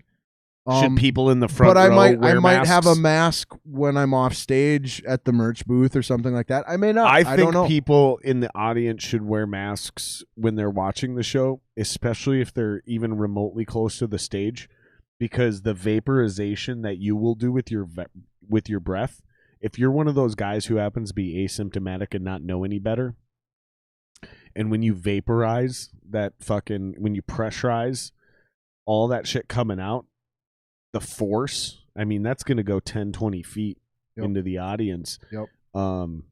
Other than that, for me, that's on the venue. They should more just, than here's what anything, they should be doing is they should just have you, they should just be having the band play behind plexiglass. It's all monitored up anyways. Like the drum plexiglass. Yeah, I mean, really, that's do that. And then the crowd can be normal. Just test everyone as they enter. That's what I'm getting at. That's what I want to see. Is what I want to see is if you're doing live shows, I want to see you test everybody on their way in. You should be allowed to do this. You should be able to go to full capacity if you test everyone on their way in. And then if they pass, they're good. No masks, no nothing. Let them drink. Let them do whatever. And then the band, whether they're tested or not, plays behind plexiglass. That way, because they're the ones traveling from town to town. Yes, absolutely. They're the potential super They would spreaders. be the contact tracers. They're the potential super spreaders. Exactly. So put them behind plexiglass. Boom. Problem solved. What I love most about everything you just said is it has tons of element of compromise in it. It's not just common sense. It's not just For me, it's the common sense angle. It's not just one side's view on how things should be done. It incorporates both sides' views on what should be done and establishes a common sense, practical approach on how to go about that. The question That's is what why I love most about your. But here's what the everything you question said. is. The question is whether you love it or not. Why is it's taken almost a year, and on this dumb fucks podcast, am I the first one to say it? That's the Don't know. question. Because I guess the people who can do something about it would rather be talking and have other people talking about other things. I don't know. It's getting I a don't little know. irritating. And it's not just me. It's pretty much everyone at this point. Whether Yep. you're... Because I was down with the initial 2 weeks. I was like, we have to. Like, we literally... If this thing is even remotely as bad as they say, if we don't do this... And then I even understood, because I told people, I was like, it's not going to be 2 weeks. It's going to be 3 or 4, maybe even 6 or 8 weeks. But we need this. We have to, like, make sure we're, like, able to handle this. But then it was like, we never were Right. able to handle this. Right. So my Right. attitude is either, like, figure out how to handle it or admit you can't and let us go back to our lives. Because if you're never going to be able to handle this, we cannot stay locked down forever. Right. Right. Is that too simple of an explanation? No, I don't think it's too simple of an explanation at all. I think it's an accurate explanation. Where people make it complicated is what do we do with that? You know, and you're still in a society where you're run by bipartisan two-party politics.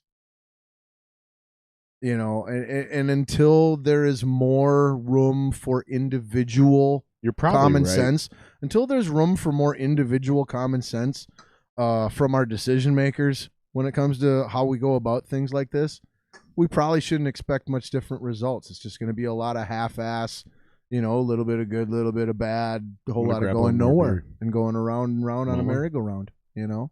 I'm going to grab one more. You want one? No, I'm good. But it's, I mean, it's it's for me, a lot of just thinking about this brings me back to what I feel like we were intended to be and what we've been most of the time. Is we were intended to be a true republic, and we really haven't been a true republic I don't agree with that. for very much. I don't agree with that, period man. Of time at all. I don't agree with that, and I'll tell you exactly Okay. why. No, I'm totally open. Because a true republic does not have individual voter say. I've studied this for years, and I understand I am not a constitutional lawyer, okay, but I legitimately was going to go to school for this because I'm obsessed with it. Yep. So I may not be an authority. Do not take me as an authority, but I can speak with conviction on this because I believe that Excellent. that true constitutional and legal scholars would agree with me. Here's the deal. In a true pure republic, you elect senators, and from there on out, you have no say. Period. That's a true republic. That's Rome. Okay, that's the Senate. Okay. So I get a senator because of my neighborhood, like Ilhan Omar. Not to disagree, but I would use the word basic as opposed to the word true. Because to me, if you use the word true, that I said pure. Okay. I said pure. Okay, my bad. Because because that like I don't want any inferment of idealism. That's why I said pure. So okay, That's why I said pure. Gotcha. Yep. Okay. In a pure democracy, however, it's 100% popular vote. We are neither a There republic. is no protection for the minority. Correct. That's why we are pure democracy. Exactly.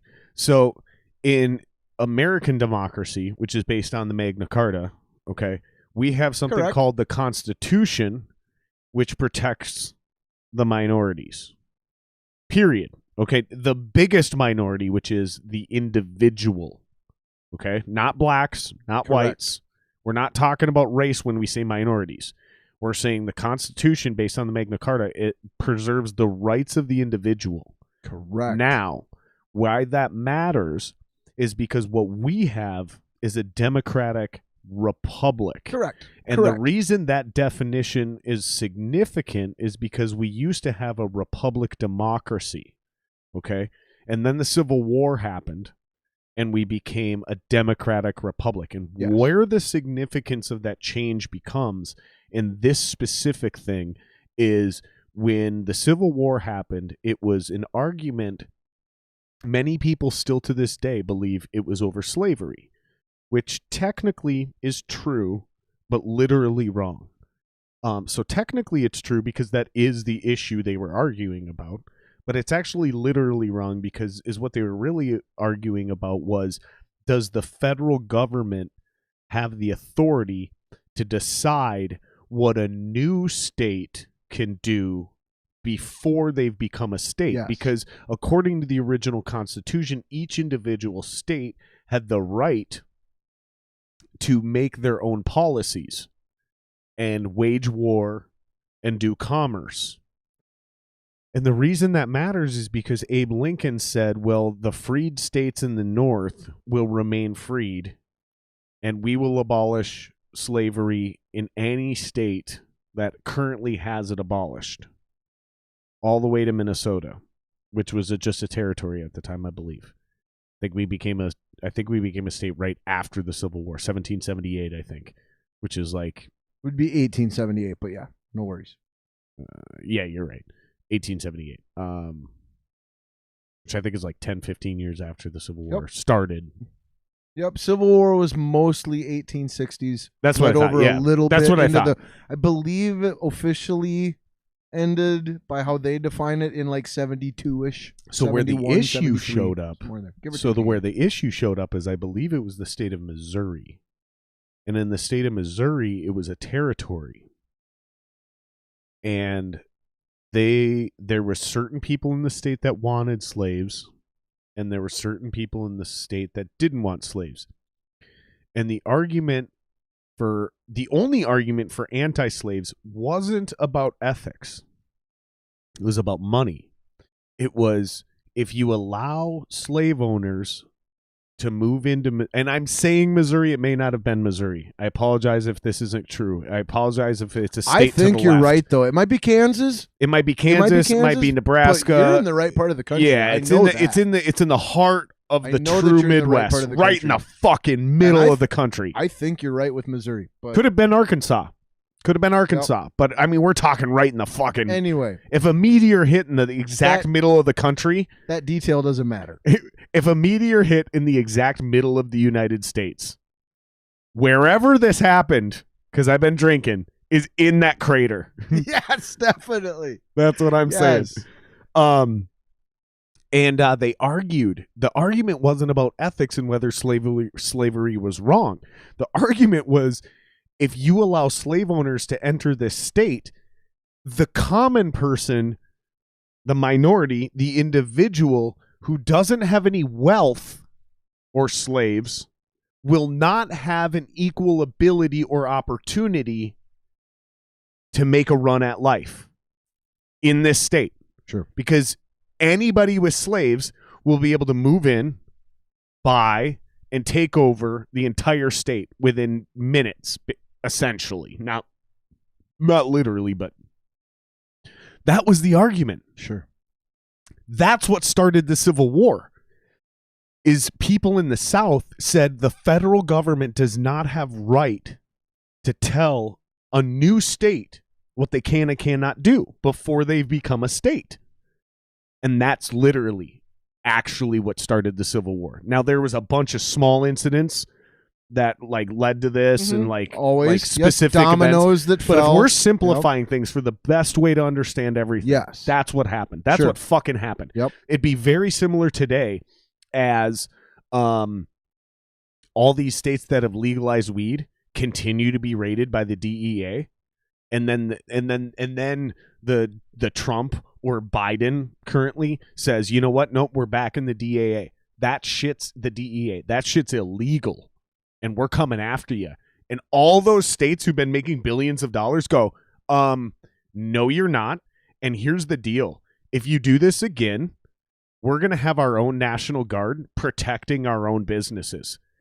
So when the federal army shows up and they go to fucking gunpoint with the actual state National Guard, which is the same fucking army, but the National Guard answers to the governor. Yep. This is the start of the next Civil War. Yes. Only this time Yes. people will be like, it was over weed. And it'll be like, no, it wasn't over No, it weed. wasn't. That was just the issue they were arguing over about. state and federal. Right. Like, come on. Right. So my point is, I get you, man.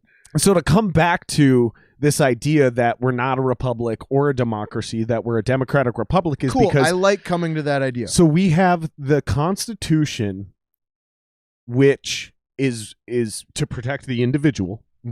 Yes. And then because we're a democracy, so we still each get to vote on shit, including sometimes down to referendum, where we each get to go, yes, we want this stadium. Yes, we want to legalize this drug. Yep. Yes, we want to make trans fats illegal, whatever. Sports gambling, whatever. Yep. Yep, those things go all the way. That's a pure democracy. But what we have is a representative government. And that is a democratic republic because we have representatives that we vote for, but the federal law supersedes the state law. Yes. Now, we have provisions built in to overrule that, but at the end of the day, where it really matters is that we have something called the Electoral College. And the Electoral College is significant because it does two things. It protects against the simple majority, okay? The simple majority. So if you're concerned about the minority vote, then you need to protect the Electoral College. Because if you don't have the Electoral College, then the simple majority of the country wins the popular vote, and they win the election every time. I'm but personally not an opponent of the Electoral College. I think it could maybe use a little reform. But here's the more important I'm not point. an opponent. But here's the most important point of the Electoral College. We are not a country of 331 individual million Americans. Right. We are a country of 50 individual countries. And it would be significantly unfair to give each state one vote. Yes. Because Rhode Certain Island states have more people. Rhode in Island them. does not provide the same value to the nation that California does or that Texas does. And in America, to count them as equal is just wrong. Okay. But we do have to give them not equality in the Electoral College vote, fairness. but equity. Yes. That's why people in Wyoming technically have 3 votes for president for every 1 vote you have in California. It's because if we didn't give them that, then Wyoming wouldn't have any votes essentially because they'd be irrelevant. Right. Correct. And those people in the middle of the country, even though we don't have the population numbers, we are critical and crucial to providing quite literally safety and commerce to intercontinental travel. If you want to travel from the East Coast to the West Coast in a truck, you got to come through the Midwest. Yep. If you want the Midwest and to you have can't tax that. If you want you can, but I mean, if you want the there's Midwest loopholes, but like if you constitutionally, you're not supposed to like have a tax at the border. Be like, hey, you can't enter my state if you don't freaking pay. But if you only value the Midwest's opinion based on how many people they have in it, we would never get a say.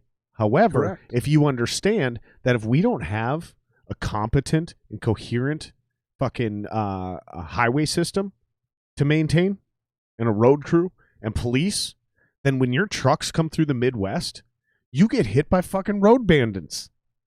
Like, I know that sounds insane, but that happened. No, that's what would happen. Like, this is why Wells Fargo is the greatest thing in America when it comes to banking is because they built their reputation on protecting their loads quite literally through the Wild West. Yep. Like you could trust your money with Wells Fargo. Hence their logo. Yes. The carriage. Mm-hmm. Yes. And it wasn't from Native Americans. Right. It was from other Americans. It was from other white dudes in the Wild West. The most vicious, nasty dudes had a harder time stealing from Wells Fargo than anyone else. That's why they blew up. That's why they're successful. They built a reputation on that. So my point is now it's not just about getting your money from LA or San Francisco to Colorado. Now you got to get your money from LA or San Francisco to New York or vice versa, or Miami to Detroit. And you need all of those roads equally safe and protected and regulated. Mm-hmm. And in order to do that, not only do we need like a decent amount of funding. Yes, right. But you also better give us a fucking voice, right? Mm-hmm. So if you only care about Nebraska because they grow corn and you ignore them because they only have 3 electoral college votes, and you like, okay, you're stupid. But if we made everything truly equal and they only had 1, then you would never even think about them twice. Equal and fair are not usually the same thing. Sometimes 100%. they are, but they're not by any means Right. dependent on being together. Okay, and so That's like what when we're talking about the where electoral equity college, comes in. That's where the word if you equity want comes in. fairness, you can't have an equal. Okay, 1 vote You for wanna take Texas, another 1 taste of vote this? for Just a sip? Minnesota, 1 Just a vote for sip? Texas, 1 vote for Minnesota, 1 vote for Rhode Island, 1 vote for Colorado. Like, Well, plus you sure, could end up in a tie. Sure, that's equality. Well, plus but you could that's end up in not a tie. fairness. Exactly, and it's impractical. Exactly, exactly. It's not even productive, you know. But so what I like about what we've discussed is like I completely 100% agree. America in reality is a democratic republic. 100%. Well, and by Okay. legal definition, And- that's and- what I was breaking down. Is not and just my so- take, and- but my understanding of the legal and I definition on started how it this- works. And I started and this why we off do it this more way. coming from the intent of the founders in the 1770s when they were And writing. The this is first what I think initial they stuff. meant, and this is you why know. it's been preserved. But so Legally. if we're a democratic republic, and we've established that democracy gives all individuals a say to establish a majority, where the majority then is the decider, and republic is primarily about protecting individual minority No, rights. republic is about you know, representative government. But either way, we've got an element of individual like protection from anything, whether they're in the minority or the majority, and then, you know, the picture of what is the majority and what is the minority, and, you know, how do we decide those things. To me, the issue then comes down to just like in bipartisan politics, if the parties aren't representing the individual constituents that elect them, then you've got corruption and dysfunction. That's what happened in the Roman Senate. You know what I'm saying? That's exactly what happened. So once we elected you as senator, we had no voice. Yeah, right, right. It's just their voice, and then that individual voice can be corrupted or controlled Correct. or manipulated by anything that you can think of. Yep. And You know, that's the problem absolutely. with a pure republic. Right. Is like, and there's a problem. There's huge problems with a pure democracy. Absolutely. So we figured out real quick we needed to blend the two. The difference That's is what I was trying to when get we you to. started Yep. off as a republic democracy and ended up as a democratic republic. The only difference between those two is who won the Civil War and whether federal law supersedes state law. Sure. Because if the republic would have won, I know we have this nostalgia and we think this republic is this like beautiful, amazing thing, but you guys, the republic wanted to keep slaves. The republic wanted to preserve a state's right to interpret the Constitution. Sure. Like, the federal government sucks, but in many ways, they're still the good guys. Like, they've done a lot of really bad shit to us. It's important in the concept of checks and balances. Right. It Exactly. really is. Exactly. Both entities are important to each other and to all of us. when we 100%. consider checks and balances. Otherwise, 100%. it is inevitable that the scale will just tip to a side and remain tipped on that side. Right. Where we're trying to achieve balance. And not only is and I think this is a great segue to start wrapping this up because we're coming on 3 hours, is we have so many checks and balances that we think things got crazy under Trump. But the reality is that shit actually started under Obama.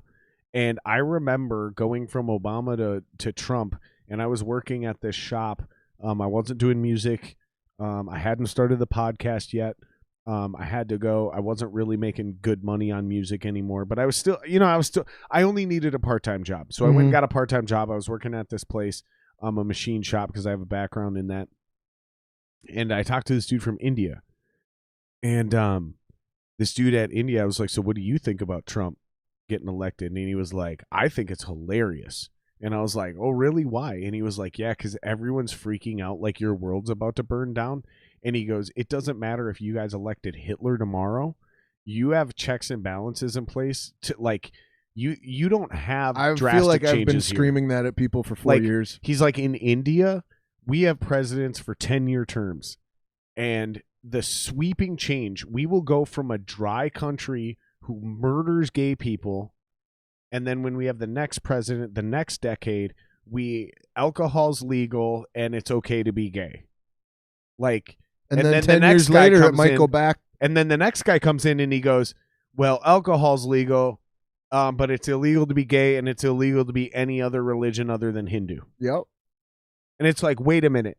You have these insane sweeping changes where people fled India for political refuge. And then all of a sudden, a new guy gets elected and they're like, oh yeah, we're planning to move back. And the funny thing is people take that as like, oh yeah, things got so crazy here. These motherfuckers are willing to move back to India. And it's like, no. Someone else got elected over there and they can finally move back. Mm-hmm. Exactly. Yes, exactly. I don't understand why people in our country seem to think that when something goes wrong here, it's the end of the world. I think there's an urge for people to over-dramatize anything that affects them. I think we've had it too comfortable. I think we haven't experienced any real drama or strife in this country for a long time. So when something goes wrong, it's the Chicken Little. It's the Chicken Little thing. The sky's falling. Yeah. I think relative perspective is definitely a factor. That's what I really think. I think the average American, has become Chicken Little. You might, yeah. Definitely in ways. The thing that I find, I guess, a little uncomfortable just about pondering that thought is that I don't think anything like that happens by accident. At least not on a mass scale. On an individual scale, absolutely. Anything can be random and unique and whatever. Sure. But on a collective scale, this person feels like the sky is falling by accident. But this person thinks the sky is falling on this issue. The world's flat. Mm-hmm. We're all being lied to. Mm-hmm. This person thinks the world's flat, or this person thinks the sky is falling because Trump says something inflammatory about trans people. Yep. This person thinks the sky is falling because Kamala Harris and Joe Biden just got elected and they hate guns. Yep. The next person thinks the sky is falling because the COVID vaccine is finally rolling out. It doesn't really matter what the issue is. It seems like the average American, the sky is falling for them in some way, shape, or form. So that's in one issue or another, right? So that suggests then that it doesn't matter what we think the sky is falling about or what topic we go to an extreme on, just that we're willing to go to the extreme end of the spectrum on a topic or some topics. Doesn't matter which topics they are, which side of the spectrum we take, just as long as we're willing to go to an extreme on any take to over-dramatize. You know what's realized is and again, from a society standpoint, I don't think that can be an accident. If if we all share that, there was some programming and some intent, in my opinion, likely. Have you ever seen the show Falling Skies? I've heard of it, but I have not watched It's amazing. Yeah. And I just made the What's it connection on? now. What's it on? I just made the connection right Is now. it on Amazon or Netflix or Hulu or TBS or like? Do you know what it's on? It was originally on, I think, TNT or TBS, which either one of those is going to be the same online platform. Turner. Yep. But I just now made the connection between The Sky is Falling and Chicken Little and the name of this show, Falling Skies. Okay. It's about an alien invasion, by the way. Okay. So it has a literal, like, falling skies, you know? Sure. But, like, I also just now, after, like, that show's, like, been done. It ran like 5 seasons, and it's been done for 5 or 6 or 7 years. It's still in your brain, and you're still having enlightenment. And it stuff just hit me now. That's awesome, man. It just hit me now. Well, also while we're talking about The Sky is Falling, there we're sitting here talking, and all of a sudden that Avenged Sevenfold lyric pops in my head. I hear your planets are falling, and I'm like, oh, that's the same thing. That's the same thing. I am going to check out this show. And then all of a sudden, when I hear your planets are falling, I heard that lyric and I saw the lyric in my head, and I was like, oh, that's weird. We're kind of talking. I want to, like, as you're talking, I'm going, I should go back and listen to this Avenged Sevenfold record, because I wonder if they were kind of talking about this panicky attitude in the common individual. I need to go back and listen to those lyrics again and see if this dude was onto some shit. And then all of a sudden, when I heard planets are falling in my head, I immediately drew the correlation to this stupid TV show, Falling Skies. And then I was like, oh my God, that's why they named it Falling Skies. Because, like, every single person on the planet, their sky was falling like Chicken Little, but this time it was for real. In my opinion, great art, whether it's song lyrics or a TV show or whatever, possesses an adaptive quality where, sure, the creator could have had these couple specific applications of the concepts or the story or whatever in mind for it, but it has an infinite amount of other applications once it has its own life and is put out in the world and can go plant seeds in other people's minds. And none of those are wrong. But so, like, to me, whenever you've got an example of art that it's like, oh, at the time it meant this, and then like 10 years later I looked at it and it fit in with this, and then like another 10 years later I looked at it and it fit in with this. Like, to me, that's just great genius art, where it is its own living thing and can evolve and adapt to different situations and different applications. If the viewers still serve a purpose. If the viewers are curious, if you're listening, I'm sorry, you're gonna have to come watch the YouTube video. Timestamp it and come watch the YouTube video. For the viewers, I'm gonna share the screen right now. This is the TV show I'm talking about, Falling Skies. It's with Duder from ER. I forget his name. So Noah it's Wiley. Falling, not fallen. No, Falling Skies. Cool. I need like to your know skies that. are falling. You know what I mean? Yep. But dude, this shit is so good, bro. It starts off a little cheesy on a low budget. The CGI is a little weak. But dude, by the time it ends, this is one of my favorite TV shows of all time. I'm just gonna say that right now. Let's make a deal. Okay, I promise you that I will check out and watch Falling Skies. In return, you got to watch the movie Whiplash. Okay, starring J.K. Simmons. Done. Sweet. Done. Because if you don't love that movie, I don't know. What is if that I on? know you at all. What is that on? I don't know. Okay, because you asked me what platform it's on, so it looks like it's on Prime Video. You can buy it. I got that. You got to be able to Amazon stream Prime. it. If it's on Prime, you got to be able to stream it, right? You would sure think. Not with everything. But I don't see anywhere else it's hosted, but it's got to be on something. You got to be able to find this show somewhere. As far as my and then you suggestion said to you with Whiplash? the movie Whiplash, yep, one word, Whiplash. Yep. Whiplash We is bought it on which year? We bought it on 2014? 4K. Yeah. Yes, 2014. Gotta be. Yes, J.K. Simmons right there, just chewing that poor kid's head off. Stars. We bought Stars it right now. We bought it on 4K hard copy. We saw it in like Best Buy for like $10. No shit. Or whatever. Yeah, and so just grabbed it. You still buy just a happy DVDs, huh? accident. 4Ks. 4Ks. But yeah, I still buy hard copy movies. I slowly want to go back, especially now, and start at the beginning and buy like a 4K Blu-ray, whatever it is, of each Marvel movie. Yeah, I have every single Marvel movie on 4K, and we're gonna do all of them in order.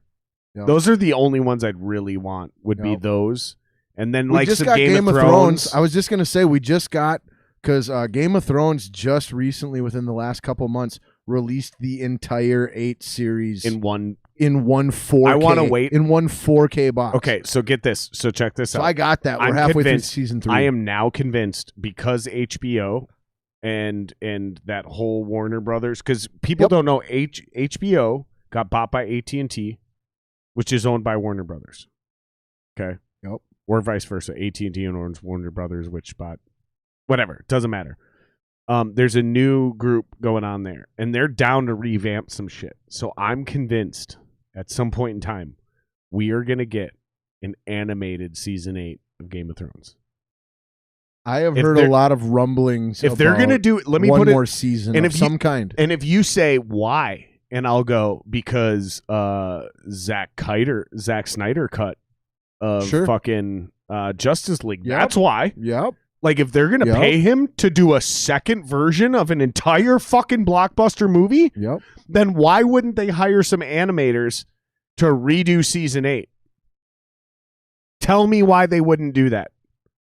I can't. Exactly. I can't. That's my fucking point. That's why I truly believe they're going to do it, and I'm going to wait to buy that fucking Game of Thrones box set until that. Or see, at that point in time, I will probably just buy that individually to add on to my, what I've already got. You know why I want to wait?